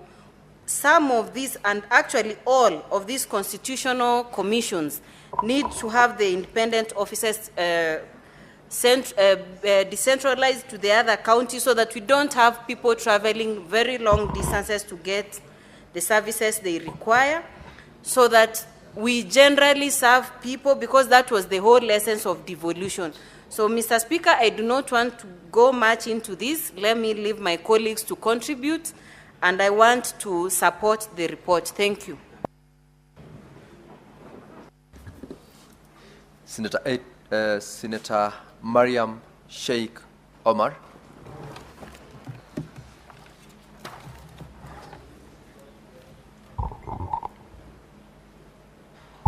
Thank you, Mr. Speaker, for giving me this opportunity.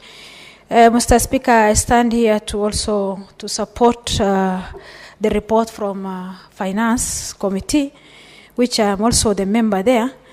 Mr. Speaker, first, before I continue, I also condolences to Ridwan, which is a baby Ridwan from Kirinyaga. And may Lord put his soul in eternal peace. Mr. Speaker, first, the benefit of the budget. I think the CS Treasury, even if he is in that position, he don't know the benefit of budget. Let me highlight the benefit of the budget. The budget is it improves financial decision making. It also helps the accountability and the transparency. If at all the CS will know the benefits of the budget, that is accountability and the transparency, he will have come in to the committees so that he can highlight the accountabilities and the transparency of the budget we have taken through. It also helps in managing debts and credits, and it encourages also saving. Mr. Speaker, the budget addresses unemployment. Mr. Speaker, on this unemployment, there is value chain, which the budget touch on, which is agricultural side, but they have left out the pastoralist sector, which is pastoralist community. Mr. Speaker, in the side of the health sector, There is a project, there is 29 billion, which has been budgeted under MDA, that is Ministry of Education, Ministry of Health, and it's supposed to be devolution project, which is supposed to be done by the county, and it went to the ministry, and I strictly condemn that that 29 must be strictly go back to the county. Mr. Speaker, the other issue is an issue of pending bills. Mr. Speaker, if we would have known the importance of the budget, that is accountability and transparency, we wouldn't have that volume of the pending bills, which is supposed to be a fast charge on this. Mr. Speaker, when we are transacting with the stakeholders, we realize that we call commissions and independent commissions, and we went through almost 6 of them. Mr. Speaker, that is the first time. This is the first time we are calling commissions, and that shows that we are fighting for, as a Senate, we are fighting for our space, that the budget is the 2 houses, not only National Assembly. Mr. Speaker, I was also in the committee listening to the stakeholders. One of the impressions which came to my attention is the oversight department, that is control of budgets and Auditor General Office. Mr. Speaker, Auditor General Office, most of their work is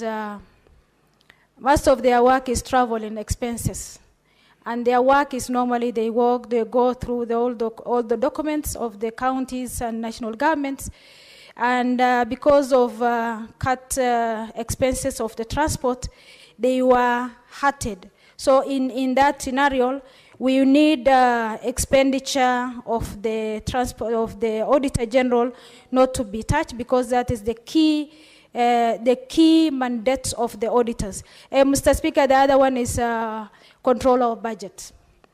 Mr. Speaker, there is an expenses. There is a budget. They have put us 50 million for automations, which has not been funded. Mr. Speaker, as a committee, we requested that that office must be automated so that they link through the Ministry of Treasury to the CBK. That link need automations, and it is required that when it comes to exchequer transactions and approval, it will not take time. That is what the auditor concluded. Mr. Speaker, allocation of the recurrent expenditure, this is under PFM. Under 2025, the projection is 79.123. That's a projection for the budget for proposal. Mr. Speaker, the continuation in the increase in the debt service will also take a huge part of the budget, which will expected to utilize the devolution, utilize as development budget. Mr. Speaker, the debt owned by KPLC. Mr. Speaker, the debt owned by KPLC by the county government amounted to 4.3 billion as November 2024. Mr. Speaker, that is specifically with the Nairobi County. Mr. Speaker, that is what happened last week, what happened between the county government and KPLC. Mr. Speaker, when I trace on this KPLC issue, Mr. Speaker, KPLC, they are mistreating counties because of monopolies. Mr. Speaker, we have to raise value so that there is no monopoly on this KPLC, so that our people can get KPLC lights. The light is essential and is a fundamental right for each one of the citizens of Kenya. Mr. Speaker, with that all remarks, I support the report. Thank you. Thank you, Senator Mariam. Senator Matthew John Muhia. I thank you very much, Honorable Speaker, for giving me an opportunity to contribute to this particular motion and this particular report of the Committee of Finance, led by a very able chairman, Senator Ibrahim Roba. And Honorable Speaker, I've looked at the work that has been done by this particular committee, and I think they have done justice. They have actually done justice to the 2024, 2025, or 2025, 2026 BPS. Honorable Speaker, because I would want to save some time so that colleagues and be able to join our colleague Senator Betty Montet, who lost their husband, and the motor service is ongoing. I also want to try and save some little time. Honorable Speaker, I just want to go straight to the recommendations, especially the financial recommendations that have been made by the Committee on Finance. Honorable Speaker, I am very happy that most independent offices appeared before the Budget and Finance Committee, and they expressed their frustrations, and they expressed, especially where they feel that the Senate and particularly Parliament should be able to support them so that they can be able to become better in terms of the work that have been apportioned to them, Honorable Speaker. And let me, first of all, Honorable Speaker, start with the Office of the Auditor General. Honorable Speaker, in as much as we draw our mandate from Article 96 of the Constitution of Kenya, and we actually say that we are the body that has been tasked on matters oversight, Honorable Speaker, we largely, as a person who has sat in a watchdog committee, we largely depend on recommendations and the work that is done by the Auditor General, Honorable Speaker. If these offices are not well resourced, you know, I had some people threatening the Auditor General that if you continue unearthing the things that you are unearthing on SHARP, on many other projects of the government, we shall reduce your funding in Parliament. I think that is a very retrogressive statement, Honorable Speaker. It is crowing back into the gains that we've made in terms of our financial prudence, Honorable Speaker. This one being, Honorable Speaker, as Senator Eddy and myself or any other senator sits in any committee, we just take recommendations raw as they come from the Office of the Auditor General. We may want to pray oversight, but do we have the tools as a House, Honorable Speaker? Do we have the expertise, Honorable Speaker? We are just struggling with the oversight fund. We are struggling with our officers who shall be able to help us in our oversight offices in the counties, Honorable Speaker. So the people who can be able to actually help us, because they have the expertise, they have the knowledge, they are continuously trained on these particular matters, Honorable Speaker, it would be the Office of the Auditor General. I am very encouraged that the committee has proposed that they add the Office of the Auditor General 181 million so that they can be able to hire even more and they can be able to employ as much expertise as it would be required. Because, Honorable Speaker, what is 181 million in a budget of 4 trillion? Just an addition so that they can be able to try and protect. Because there are some people whose hands and fingers itch every time they see public resources. Every time they hear and hear the public resources anywhere, be it in the national government, be it in the county government, their fingers itch.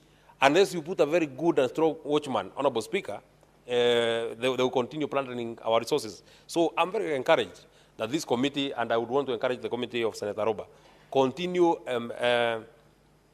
funding and continue listening to these independent offices, Honorable Speaker. They are our last line of defense, Honorable Speaker. Even when occasionally Parliament does not step up on such matters out of our political inclination, sometimes, Honorable Speaker, the independent offices always step up, Honorable Speaker.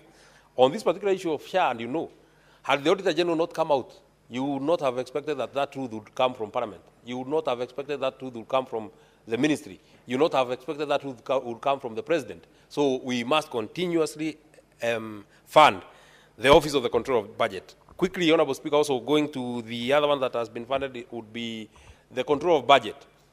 Honorable Speaker, I kept, and twice we met the control of budget as a committee of this House, Honorable Speaker.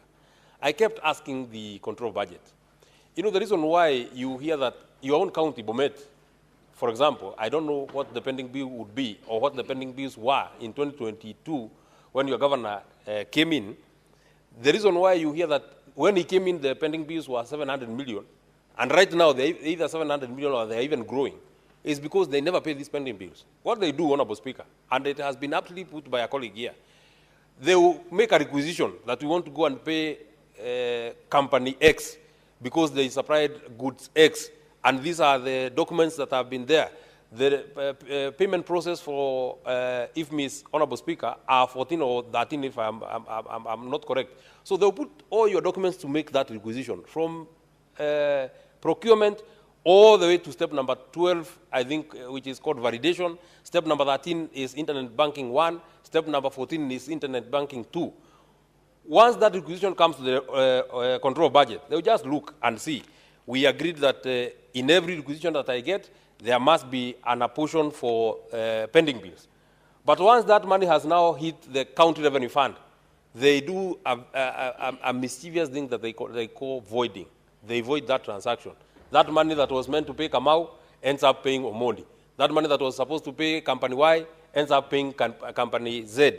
And the documents of Company Y will continue being used to draw the money from the consolidated fund, Honorable Speaker, and to confuse the auditor, the control of budget, Honorable Speaker. If we don't resource this office so that we can get, Honorable Speaker, a system that the control of budget can be able to trail that this money was such an amount, it went straight to the county revenue fund, and that money was used for the specific reason why the money was requested for, or the requisition was made for, Honorable Speaker. Honorable Speaker, maybe you may know or not that the way our constitution has been made, we are not deficient in the laws that we have. One of the requirements that we have, Honorable Speaker, is that the development budget for every county, or even the national government, must be at least 30% of the entire budget. Honorable Speaker, people will make a requisition and say that this money, we are using it for development. Once that money hits the county revenue fund, it is again voided. That transaction is voided, and it is used for recurrent, Honorable Speaker. There's no way we can be able to stop this, Vice Honorable Speaker, unless the Auditor General has a view, no, the control budget has a view of how this money is moving, right from the consolidated fund to the county revenue fund to the specific account of the specific requisition, Honorable Speaker. If it is X who requested, that money must end up there. I don't want to buttress that point, Honorable Speaker, but it is extremely important.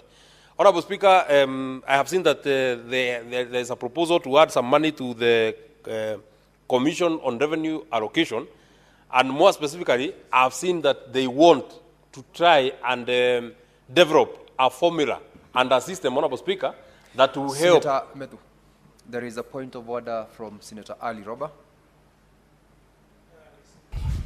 Mr. Speaker, sir, I regret stopping my colleague from continuing, but he will have time to finish his discussions. I raise pursuant to Standing Order number 41 on quorum during proceedings of the Senate 1 and 2. It seems that we may not be having the right quorum to transact the business of the Senate, Mr. Speaker. Thank you. Clerk, confirm that we don't have quorum. The Sergeant at Arms ring the quorum bell for 10 minutes.